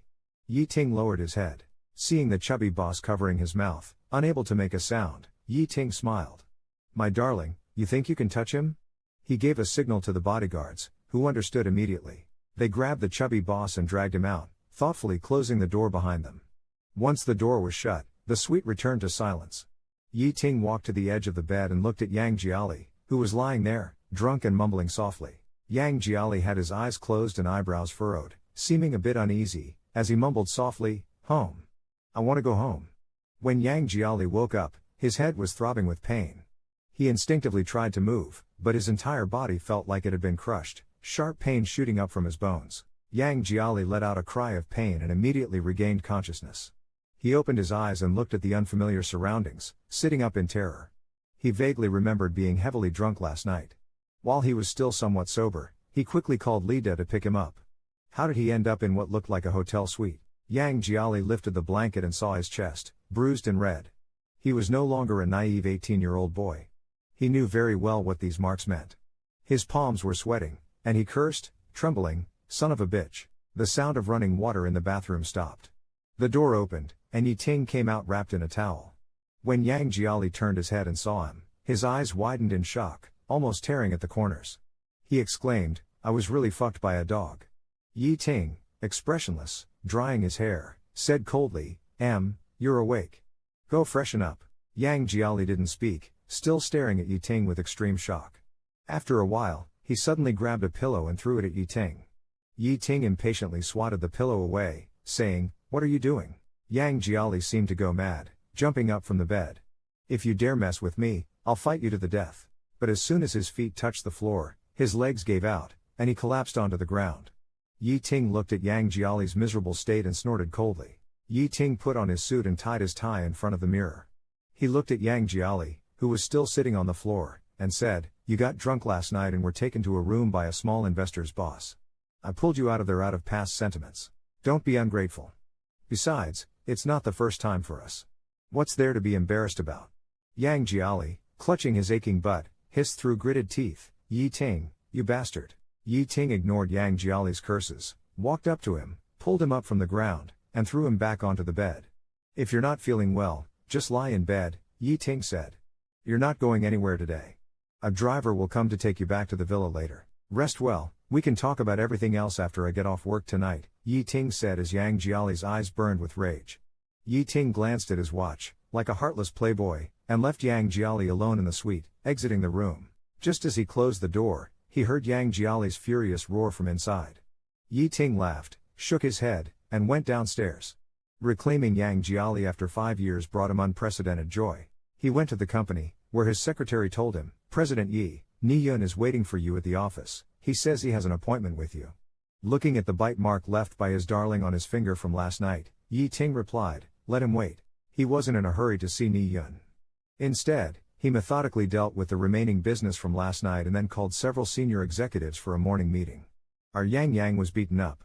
How will our doting husband, President Yi, take his revenge? How will our doting CEO Yi exact his revenge? Ni Yun is sitting on the sofa in the reception room, drinking tea. Hearing the noise and seeing Yi Ting coming in, he immediately greets him warmly. Ni Yun asks him, "President Yi, you called me in such a hurry, is there something wrong?" His face flushed with a hint of red, he lowered his voice and said, "As long as President Yi likes it, I can do anything." Yi Ting didn't even look at him and said, "Really?" He pointed to an empty space next to him and said, "Then you stand over there first." Ni Yun was a bit confused, "What?" Suddenly, a force came from behind and kicked him hard on the buttocks. Ni Yun was shocked and fell to his knees on the ground immediately. The bodyguards grabbed Ni Yun's hands from behind. Ni Yun, scared by the situation, said, "President Yi, what are you doing?"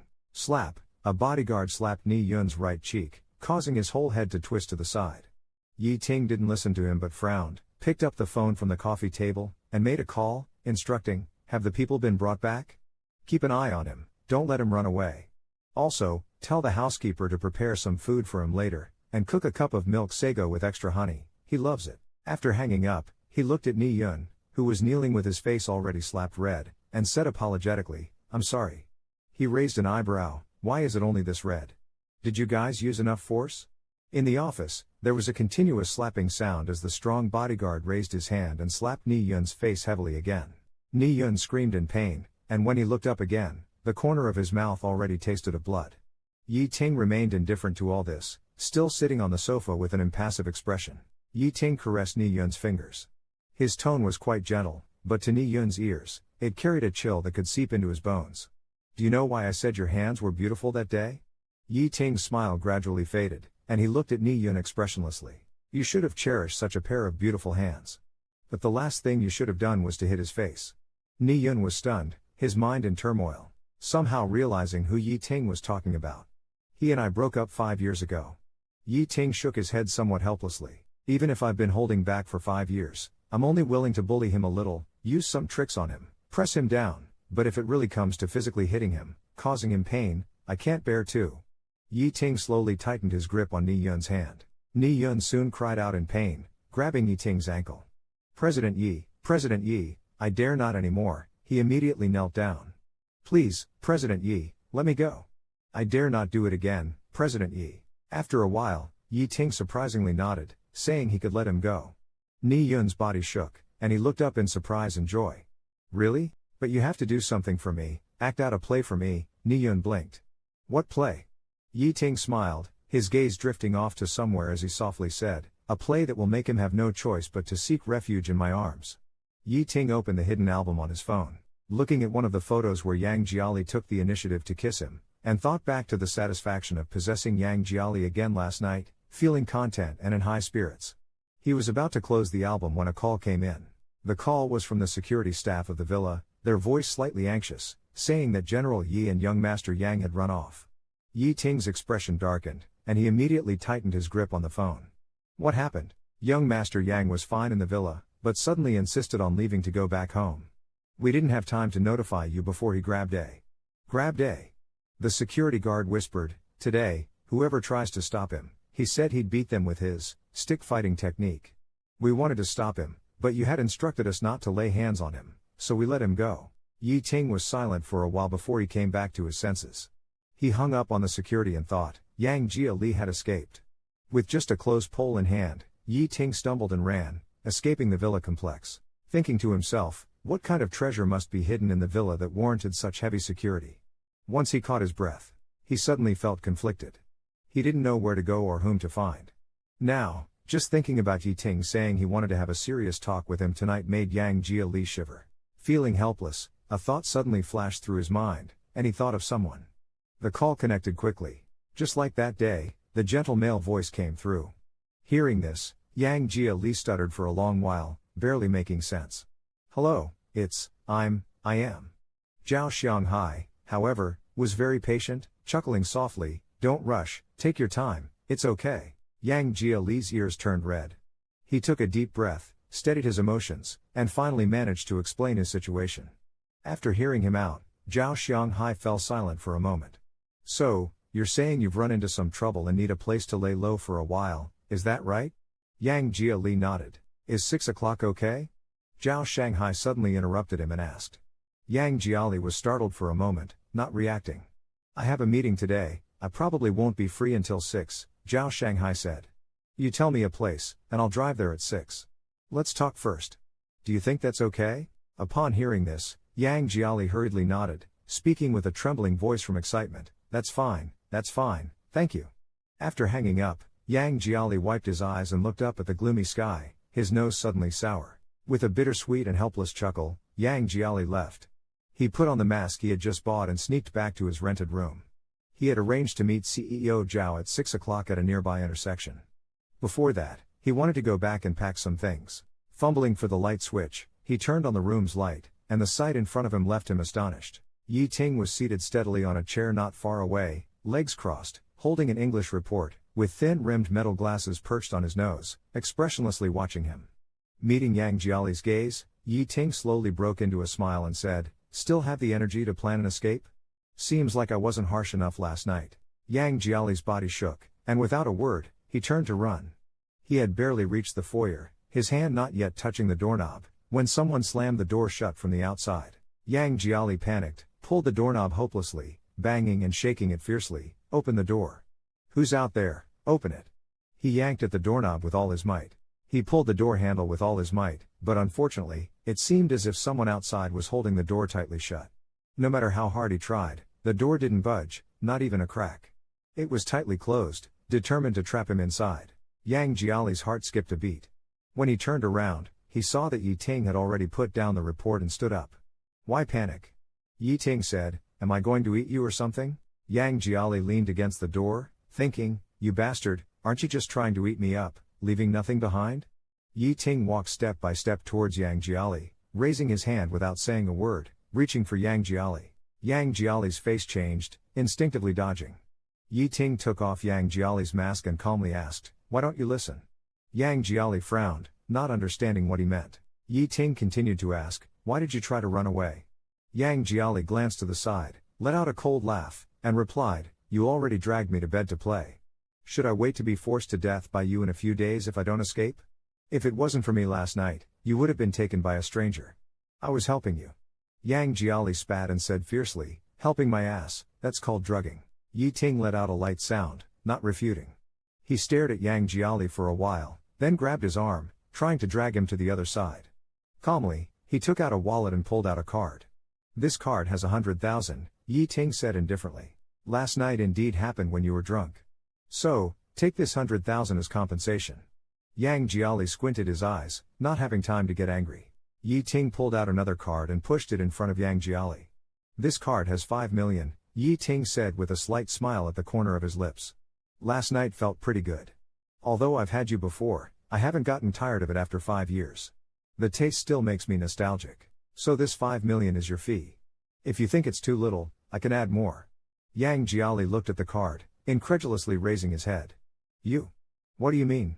Yi Ting smiled, not beating around the bush, and got straight to the point. "Simply put, I want to keep you." Yang Jiali suddenly stood up and slapped him. "Keep your sister." His face turned red with anger, his eyes filled with the rage of being humiliated. "Who are you insulting?" Yi Ting didn't mind and leisurely responded with a "hmm." He looked at Yang Jiali's indignant expression and chuckled. "You've already been with me, so what's there to be embarrassed about?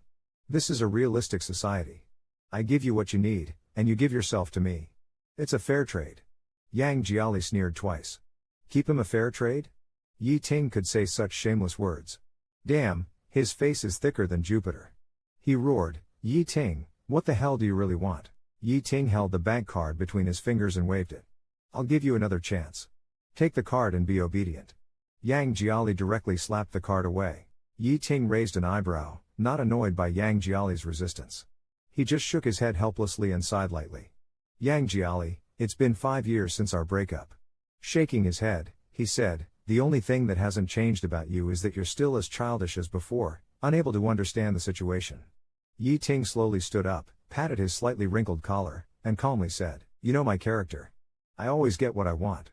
As long as I still find it fresh, I have to play with it until I get tired of it. And you, I know all your weaknesses, friends, career, dreams. Everything you care about, I can control in my hands. Do you understand?" Yang Jiali gritted his teeth, glaring at Yi Ting, and after a while, coldly squeezed out a sentence, "You are a dog." Yi Ting chuckled softly. "It seems you're too emotional right now. How about this? I'll give you 3 more days to think it over. I'll come and ask you again in 3 days. After kissing him enough, he released the struggling wolf cub in his arms, smiling, you only have 3 days. Don't act impulsively. Think it over. Good night. After Yi Ting left, Yang Jiali lay down on the ground, feeling completely powerless. The gloomy emotions in his chest were like ink dripping into clear water, gradually spreading and diffusing. He sat alone in the dim room until nearly 6 o'clock. Yang Jiali got up and went downstairs first. He had an appointment with Zhao Shanghai at 6 o'clock nearby. He went to a small coffee shop nearby. Zhao Shanghai took a sip of coffee, looked at Yang Jiali, who had his head down, and asked, "What's going on? Can you tell me in detail?" Yang Jiali glanced at him, wanting to speak but hesitating. If they had met before he was caught by Yi Ting, he would have told the whole story clearly. But after being threatened by Yi Ting just now, he suddenly became worried. He wasn't worried about himself, on the contrary, if it was only him going against Yi Ting, he had nothing to fear, for his life was worthless anyway. Zhao Shanghai's eyes were gentle, and his tone was patient. Don't be afraid. Just tell me what's going on, and we'll figure out a way to solve the problem together, okay? Yang Jiali gritted his teeth for a while, then briefly narrated the situation, omitting Yi Ting's name and his verbal threats. Zhao Shanghai just nodded after listening. I roughly understand. Here, take this. Zhao Shanghai handed him a business card with a smile. Don't worry. There's always a way to solve the problem. Keep this card. It's my lawyer friend's card. I think the best way to deal with someone who keeps trying to coerce you is to call the police or file a lawsuit to eliminate future troubles. What do you think? Yang Jiali sniffled, looking at Zhao Shanghai's warm smile, and still took the card, holding it gently in his hand. He didn't say much, just nodded slightly and said, "Thank you, I understand." Hearing Zhao Shanghai's concerned words, Yang Jiali felt a lump in his throat. A stranger he had only met once or twice could show such kindness, yet Yi Ting, his ex-boyfriend who once loved him dearly, now left him almost without a way out. After thanking Zhao Shanghai profusely, Yang Jiali returned to his rented room. For the next 2 days, he didn't even step outside, just staying alone in the small, dim room. Zhao Shanghai listened and just nodded. I probably understood it. Zhao Shanghai handed him a business card and smiled. He said, "Don't worry. There's always a way to solve this problem." Sent a photo to Yang Jiali. The content of the photo was simple, 2 contracts. They were the contracts of Li Da and Li with a signing period of 8 years. Yang Jiali understood the intention behind Yi Ting sending this photo. Yi Ting was using Li Da and Li to force him to comply. Yang Jiali closed the message box and immediately called Yi Ting. Neither of them spoke upon connection, they could only hear each other's breathing, like a silent contest. After a long time, Yang Jiali finally spoke with a hoarse voice, "Are you happy if you drive me to death?" Yi Ting laughed. He did not answer Yang Jiali's question but calmly reminded him, "You have 10 hours left." After hanging up, Yang Jiali received a WeChat message from Li Da. In WeChat, Li Da sent him a photo. In the photo, Li Da and Li were sitting in the smallest practice room of the company, rehearsing with guitars in front of the microphone under the toughest conditions, and grinning at the camera. Li Da asked him, "Brother Yang, we are rehearsing." Yang Jiali did not reply. After a while, he wiped his reddened eyes and replied with a smile, "Super cool." After replying to this message, Yang Jiali put away his phone. He pulled a scarf and a coat from the side and went out for the first time in 3 days.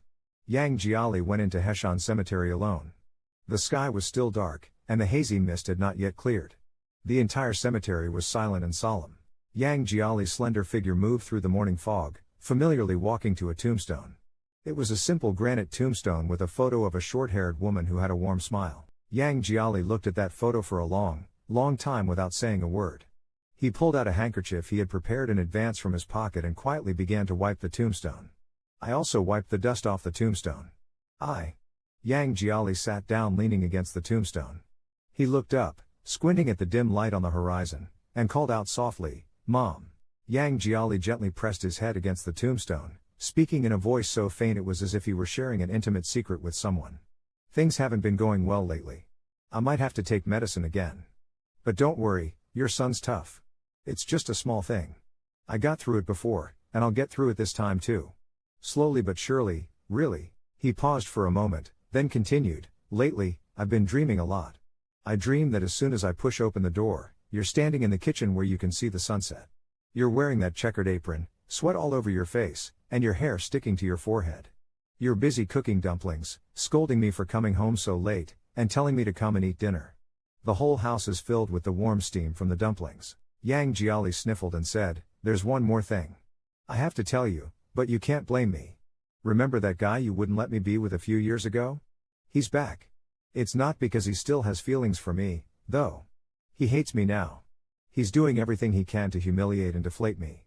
He's even forcing me to be his bedmate. He has immense power now. What can I do, Mom? Don't scold me. I guess I'm sacrificing myself for righteousness.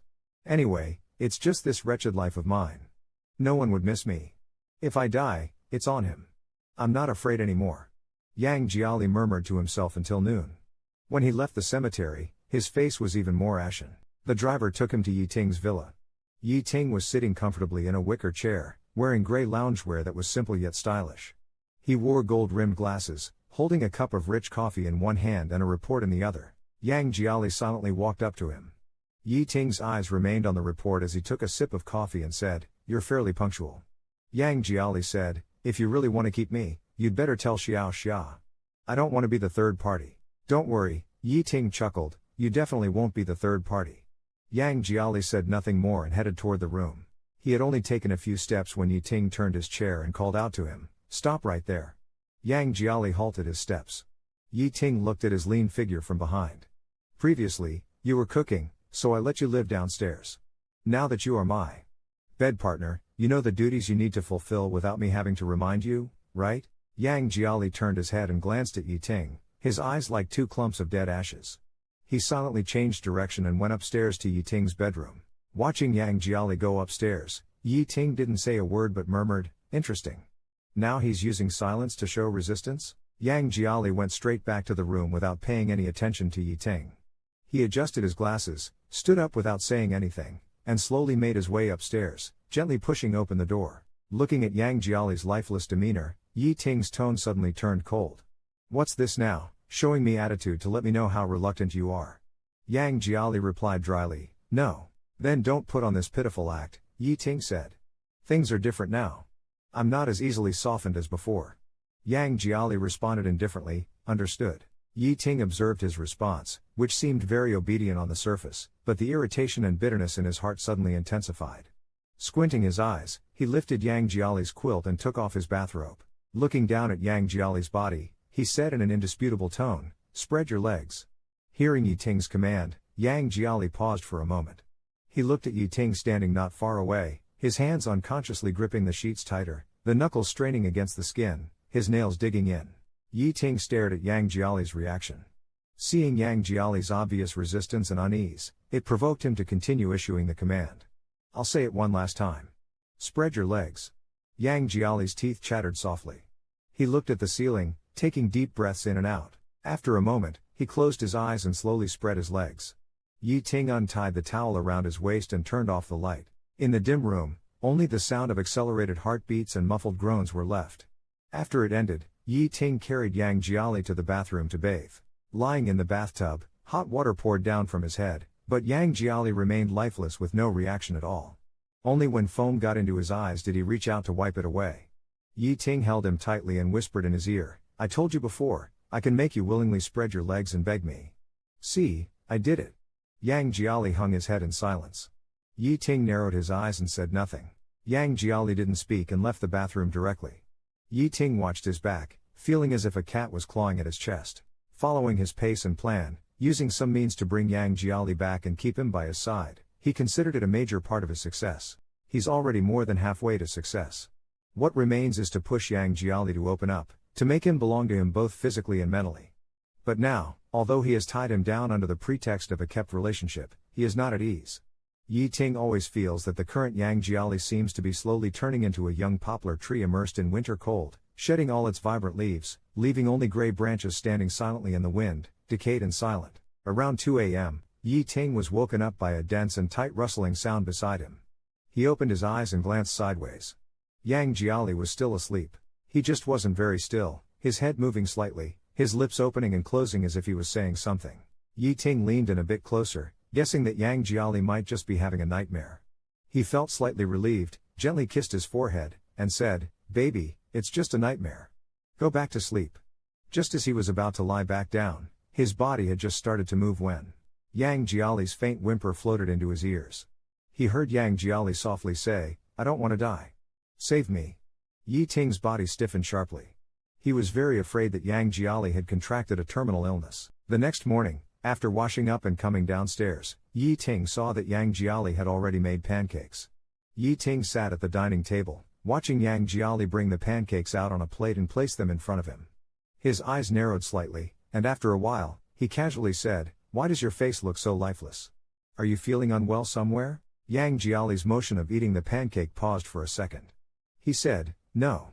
The two of them ate breakfast each with their own thoughts. Watching Yang Jiali's back, Yi Ting still felt a bit uneasy.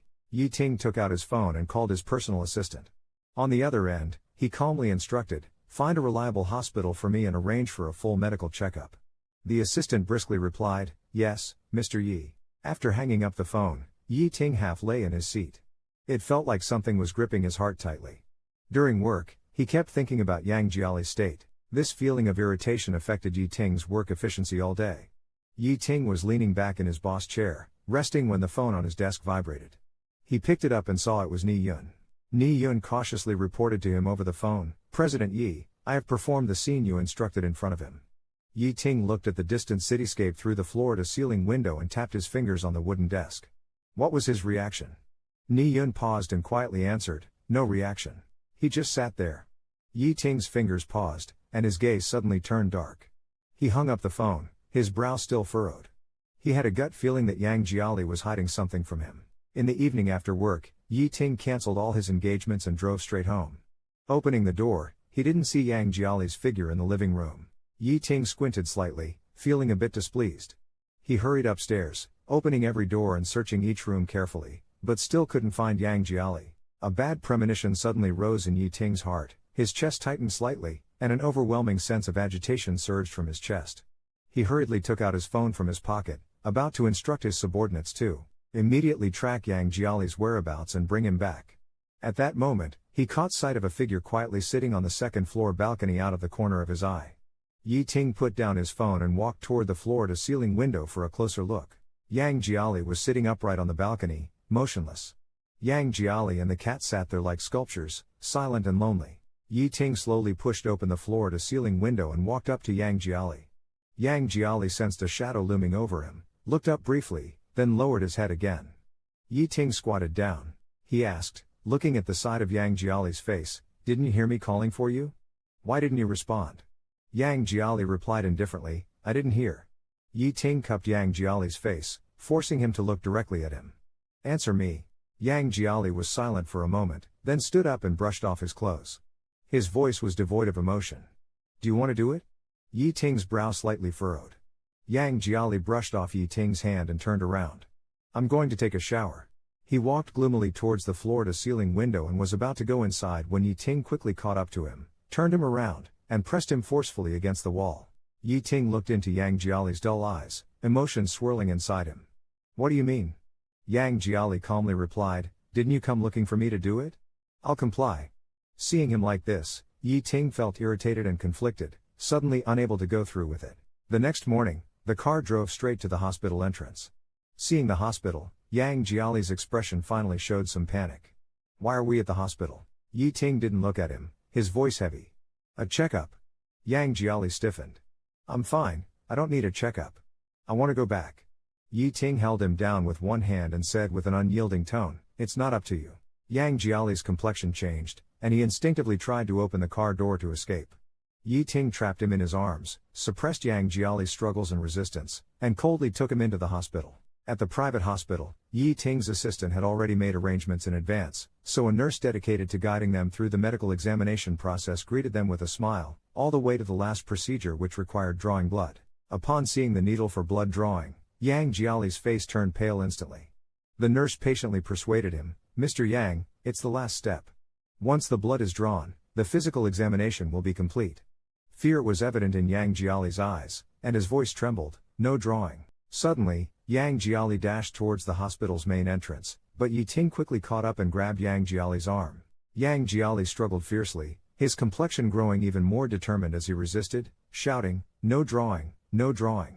The more violently he struggled, the more Yi Ting felt something was amiss. "The blood must be drawn." He ordered his subordinates and the nurse to hold the person down. Without any mercy, he grabbed Yang Jiali's arm, and through gritted teeth, told the nurse at the window, "Draw his blood." Yang Jiali's entire arm began to tremble, and the nurse quickly picked up the blood-drawing needle. Before even starting, Yi Ting forcefully pressed Yang Jiali's head against his chest. Leaning close to Yang Jiali's ear, he said the most gentle words he had uttered in these days, "Baby, be good, it's just a moment. It won't hurt, don't be afraid."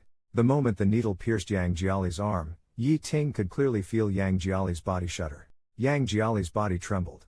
For some reason, Yi Ting suddenly felt uncertain. He suddenly became a little afraid to see Yang Jiali's medical report. Yi Ting spoke up, "The medical report will be out soon." Yi Ting grabbed his wrist, "Is there anything you need to tell me before then? Really, nothing hidden?" Yang Jiali's Adam's apple moved slightly as he said, "No." After work, Yi Ting went to a nearby private boxing gym. When he entered the VIP area, he happened to see his buddy, who had boxed with him for many years. This buddy was named Xiao Yeshu, and he had a very close relationship with Yi Ting. They fought a fierce match in the ring, almost like beasts, and then rested by the ring. Xiao Yeshu handed Yi Ting a bottle of water. "What's up today? You're fighting so hard, not holding back at all." Yi Ting didn't speak, unscrewed the cap with a grim face, and took a few gulps. He thought about the medical examination this morning. The doctor said, "We conducted a comprehensive physical examination of Mr. Yang.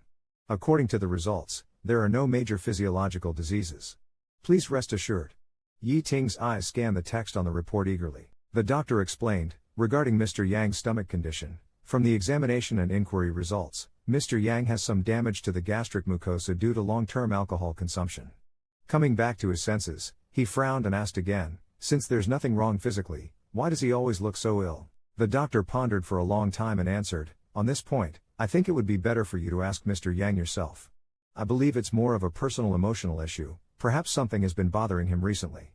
Hearing this, Yi Ting quietly breathed a sigh of relief. He was stunned for a moment, then nodded, "I understand." Xiao Yeshu rubbed his arm that had been hurt by Yi Ting's punches earlier and tentatively asked, "What's wrong? Did that little lover you brought home make you angry?" Yi Ting glanced at him coldly and sneered, "If I don't vent first, I'm afraid I'll torment him to death when I get home." Yi Ting drives home, comes out after taking a shower, stands by the window, and gestures with his eyes for him to lie down on the bed. Under the dim moonlight that seeped in with the chill of the night, Yang Jia could feel the warmth of Yi Ting's body approaching in the dark. He looked at Yang Jia's dim eyes and asked through gritted teeth, "Now you are so reluctant to stay by my side, forcing yourself into this sickly, depressed, and numb state?" Yang Jia's eyes flickered, his breathing grew heavy. Yi Ting added pressure to his grip, "I'll give you one last chance to tell the truth. Tell me if you are hiding anything from me." Yang Jia closed his eyes and pursed his lips. Yi Ting laughed, bit Yang Jia's earlobe, and then kissed him on the cheek. "If I find out you've hidden something very important from me in the future, Yang Jia, don't blame me for not being gentle with you." After the storm, Yi Ting held Yang Jia's hand and went to sleep. After hearing Yi Ting's even breathing, Yang Jia slowly opened his eyes. It seemed as if there were dark shadows floating in front of him, making him slightly dizzy. There was also a surge of emotions in his chest, making him gasp for air in bursts. Unable to sleep until 3 a.m., Yang Jia swallowed quietly, gently turned his head, and confirmed that Yi Ting was asleep. He carefully withdrew his hand from Yi Ting's grasp. He put on his pajamas, got out of bed with light movements, and walked downstairs. Yang Jia opened the door to the room he used to live in. He walked to a small cabinet in the corner, crouched down, and slowly pulled out the bottom drawer. Inside the drawer were several bottles of medicine. Yang Jia took out a small bottle without a label. Just as he was about to twist off the cap, he heard a deep and cold male voice behind him, "What are you eating?"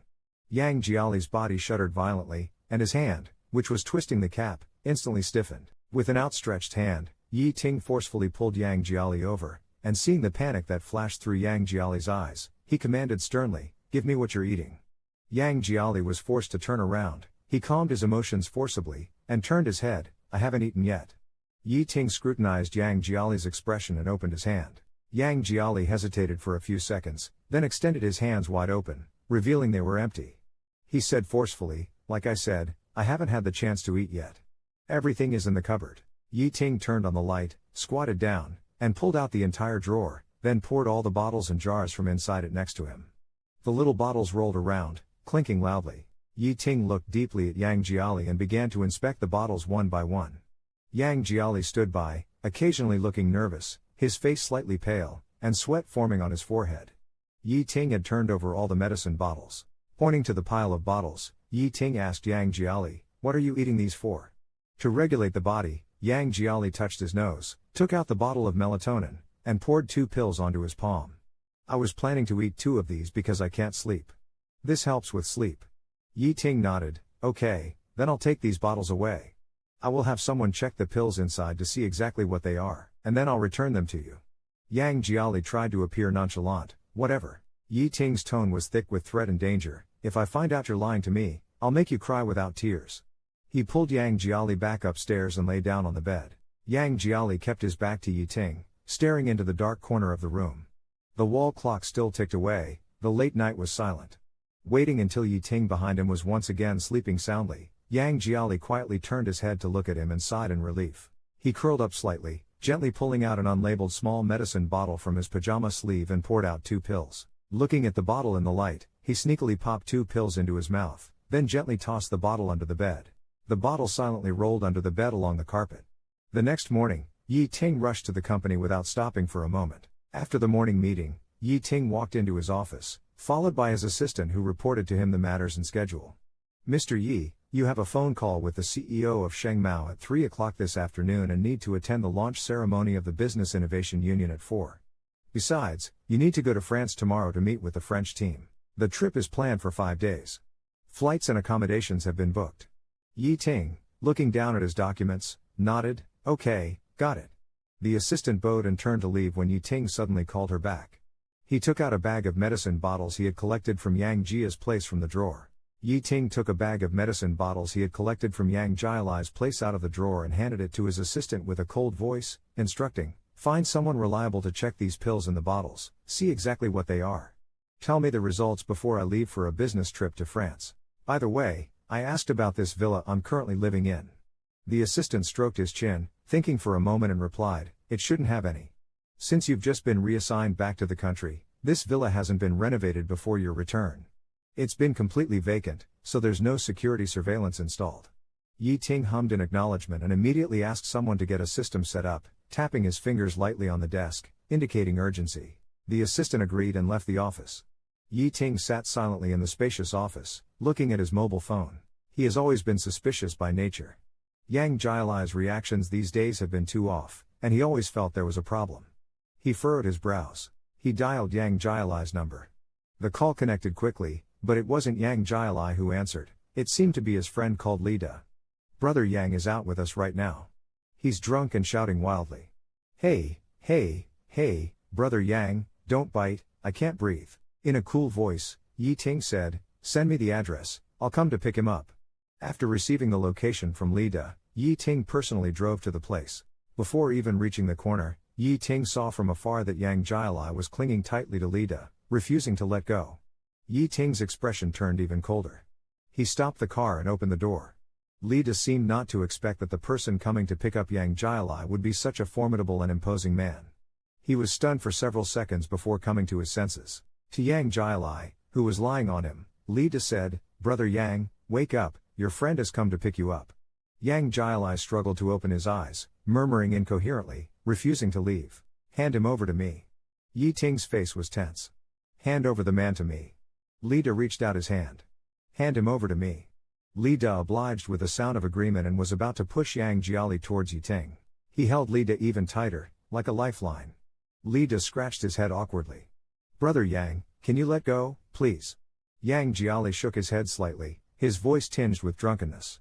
"I won't go." Seeing Yang Jiali clutching another man tightly, a rage burned in Yi Ting's chest, heading straight up. He narrowed his eyes, his expression icy cold, not wasting any more words. He directly grabbed Yang Jiali's arm, forcibly pulled him away from Li Da, and dragged him into his own embrace. Yang Jiali was indeed severely drunk.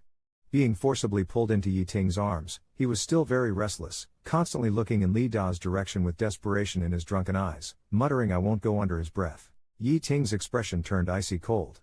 He held Yang Jiali's wrist, preventing him from getting any closer to Li Da. Yi Ting firmly pressed the struggling Yang Jiali against his chest, sniffed the heavy scent of alcohol on him, and his eyes immediately filled with displeasure. He asked Li Da, why did he drink himself into this state all of a sudden? Li Da sighed lightly. "It's like this every year," His mother's death anniversary is coming up soon. This event has hit brother Yang hard. Every year around this time, he always ends up drinking like this once or twice. Yi Ting snorted lightly and said no more. Yi Ting took him home, forcibly bathed him, and then got him into bed. Yang Jiali's body was still as thin as before, not having gained much weight despite 5 years apart. His skin is self-cleaning as ever. At this moment, with the alcohol effect and after soaking in hot water, a slight redness appeared on his fair, soft skin. Yi Ting stared at him for a long time, then removed his clothes. He leaned down to embrace Yang Jiali in his arms and said softly with a warm breath, "I'm going on a business trip to France tomorrow, and I don't want any unpleasantness. So be a bit more compliant today, and listen well." Yang Jiali's hands are restrained, and she seems very uncomfortable, slightly turning her head away while still whispering and moaning in a low voice, "Mama Lida." Yi Ting heard Yang Jiali's moans and couldn't help but frown. He stopped kissing and leaned in to listen more carefully. Yang Jiali kept murmuring, but other than Mom and Lida, she didn't call anyone else. A fire of unknown origin flared in Yi Ting's heart, mixed with a bit of sourness and reluctance. He grasped Yang Jiali's chin, turned her face towards him, and said soothingly but firmly, "Say Yi Ting." Yang Jiali's eyes were dull. She didn't open her mouth even as Yi Ting increased the pressure in his hand, getting even closer, his tone more urgent and coercive, "Be good and say Yi Ting." Yang Jiali's lips moved, but in the end, she didn't say it. Yi Ting coaxed her for a long time, but Yang Jiali still didn't say his name. His face went from gloomy to calm and then a smile appeared. He said coolly, "It seems you're still not obedient." He let go of her, got out of bed, opened the drawer, and took out the cuffs. With a cold face, Yi Ting opened the cuffs and lifted Yang Jiali's hands above her head, shackling them to the bedpost. Yang Jiali seemed to realize something was wrong, struggling frantically like prey caught in a net, causing the metallic cuffs to clash against the bedpost with a sharp and cold sound. Yi Ting paused for a moment, about to say something, when he heard Yang Jiali call out his name with a trembling, weak voice, "Yi Ting." Yi Ting paused, reached out to touch Yang Jiali's hair, and unlocked the cuffs on her wrists, his eyes finally showing some warmth. "Wouldn't it have been better to be like this from the start?" He bent down, his fingers gently brushing across Yang Jiali's feverish eyelids, and while she was still intoxicated, he asked again, "You've been unwell for so many days, were you deliberately putting on this act, or is there something else you're hiding from me? Be honest and tell me." Yang Jiali didn't speak, suddenly stretching out her hand to hug Yi Ting's neck.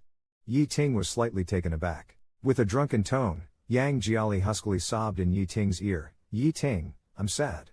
He pressed Yang Jiali's head into his chest and kissed her on the cheek, asking, "Besides being sad, is there anything else more important?" Yang Jiali kept repeating the same line, "Yi Ting, I'm sad." Yi Ting sighed. "If you're feeling upset now, don't be moody anymore. If you were as obedient as you were today, would I need to resort to those methods?" The next day, when Yang Jiali woke up, the space beside him was empty. He lay numbly on the bed for a while. He got up, washed, and went to the dining room. There was a note on the table. Yang Jiali picked up the note and saw it was Yi Ting's handwriting. It said that he had to go to France on a business trip for 5 days and to call him if anything came up. "Call him if you need anything. Breakfast is in the thermal box, remember to eat." Yang Jiali crumpled the note into a ball and threw it into the trash can. After making sure that Yi Ting had really gone on a business trip, he silently breathed a sigh of relief, squatted down, and with great effort, pulled out the tiny bottle of medicine from under the bed. Yang Jiali blew the dust off the bottle, unscrewed the cap, and poured out a pill. He swallowed it in one gulp. In Paris, France, which is 6 hours behind, Yi Ting had just returned to the hotel with the senior team. The assistant handed him a tablet with the screen lit up. He took the tablet and saw that it was playing a segment of surveillance video that had been cropped and enlarged. His finger touched the screen where Yang Jiali was taking the medicine, and after a long while, Yi Ting handed the tablet back to the assistant and said calmly, "Contact someone reliable back home to take a few pills from this bottle as samples. Find out the name of the medicine and its indications immediately. Don't let him find out." The assistant acknowledged, and suddenly Yi Ting smiled and said, "He really is hiding something from me." The next day, at the performance center, Yang Jiali, along with Lida and Lier, put on makeup and changed costumes. Coordinating with the director's team, they went through the process again. They squeezed in the corridor, waiting until 8 o'clock, when the staff called them to the backstage to prepare for their performance. In the bustling and tense backstage, Lida and Lier looked at the stage lights, breathing heavily. Yang Jiali quietly patted their backs, comforting them. "We've rehearsed so many times, relax." Lida nodded and took a deep breath. The director's instructions came through the earpiece, and Yang Jiali, along with Li Da and Li got onto the lift and rose to the stage. Yang Jiali stood under the spotlight, his voice faintly youthful and clear. At the end of a song, the entire audience listened quietly. Yang Jiali suddenly burst into tears. No one knew that this song was written for his mother. When he was young, his mother would wash dishes and sweep the floor, and he would often cling to her leg like a clingy little cat, singing counting ducks and blowing bubbles with his childish voice. Back then, he thought that one day he would write a beautiful song and sing it for his mother. But by the time he grew up and wrote beautiful songs, his mother didn't have many days left. No matter how hard he worked to earn money for her treatment, his mother never opened her eyes again. After the song, Yang Jiali listened to the applause from the audience. He thought, millions of people heard this song, but in this life, his mother couldn't hear it. Yang Jiali put down the microphone, bowed deeply, wiped away his tears, and walked off the stage. Backstage, Li quietly handed him a pack of tissues. Yang Jiali took the tissues and was about to thank him when a sarcastic remark sounded again. Pretty good acting, tears on command. Such low-level hype, Wang Yang sneered at Yang Jiali, looking disdainful. Pretend all you want, crying like your mother died. Yang Jiali stopped abruptly. He slowly turned his head, his originally tense face now looked deeply hurt. His expression turned gloomy as he looked at Wang Yang and suppressed his anger, replying, "Shut your filthy mouth." Wang Yang was intimidated by his gaze and took a step back. Wang Yang muttered quietly, "A bastard with no one to raise him." Yang Jiali's eyes suddenly flashed with fierceness, like a wolf ready to strike. He said coldly, "Say that again if you dare." The commotion had already drawn the attention of those around, and everyone backstage perked up their ears, waiting to watch the drama unfold. Wang Yang sneered, "I said you're a bastard with no one to raise you." He lightly touched his face, mocking, "You act quite well. Come on, take a shot if you dare." Just as Wang Yang finished speaking, before he could react, Yang Jiali had already swung his fist, landing a punch squarely on Wang Yang's face. Wang Yang was punched so hard that he staggered back a few steps, almost falling onto someone else. Chaos erupted backstage. Yang Jiali, with eyes burning red, looked ready to beat Wang Yang severely. Fortunately, Li Da and Li held him back with all their strength. It wasn't until the staff surrounded them and the event director scolded them harshly that the commotion ceased. Before the event ended, Yang Jiali, along with Li Da and Li were thrown out of the performance center. Standing at the main entrance, Li Da looked at Yang Jiali's expression and worriedly asked, "Yang Ji, are you okay?" Yang Jiali gritted his teeth with determination, and with red, strained eyes, he shook his head. In a hoarse voice, he said, "You all go back first. I'm fine. I'll take a cab back to the villa." As soon as the door was opened, Yang Jiali hurriedly rushed to the bedroom, silently washed his hands, brushed his teeth, and climbed into bed. He fished out a bottle of medicine from under the bed, stuffed a pill into his mouth, and gulped down water. When he finally calmed down, he opened his hand and realized it was still trembling. Unbeknownst to him, his fingernail had cut his palm, and there was a patch of fresh blood. He slept extremely unrestfully, tossing and turning several times before falling asleep. Yang Jiali was woken up by the continuous ringing of his cell phone. In a daze, he answered the call and put it to his ear. Li Da's exceedingly anxious voice came through, "Brother Yang, where are you?" Yang Jiali opened his eyes, "I'm in the room." Li Da's voice was trembling, "Forget it, I won't ask you about that now. Just check to see if there's any media waiting outside to ambush you. Quick, take a look." Yang Jiali jolted awake, sat up, and stumbled to the window. He cautiously pulled the curtain open a crack. The usually quiet villa entrance was today surprisingly crowded with various people, those with cameras, holding microphones, broadcasting live on the internet. Some were blocking the entrance, in a waiting posture. Li Da seemed to have guessed the situation and tried to stay calm. "Brother Yang, listen to me. Hide and don't go outside at all." Yang Jiali let the curtain fall back into place. "What's going on?" Li Da sounded quite angry, gritting his teeth. "Check Weibo." After hanging up, Yang Jiali opened the long-neglected Weibo to find the top trending search, "Heartache for Wang Yang." A video clip shot from behind by an onlooker has gone viral, pushing the heat to a climax. The video was cleverly edited to show Yang Jiali swinging a punch at Wang Yang's face and seemingly going berserk trying to beat him harshly. As soon as the video came out, it caused a sensation. Wang Yang himself then posted a public announcement video. In the video, with a band-aid on his face, he spoke to the camera, "Thank you to the fans who care about me, and please stop spreading the video."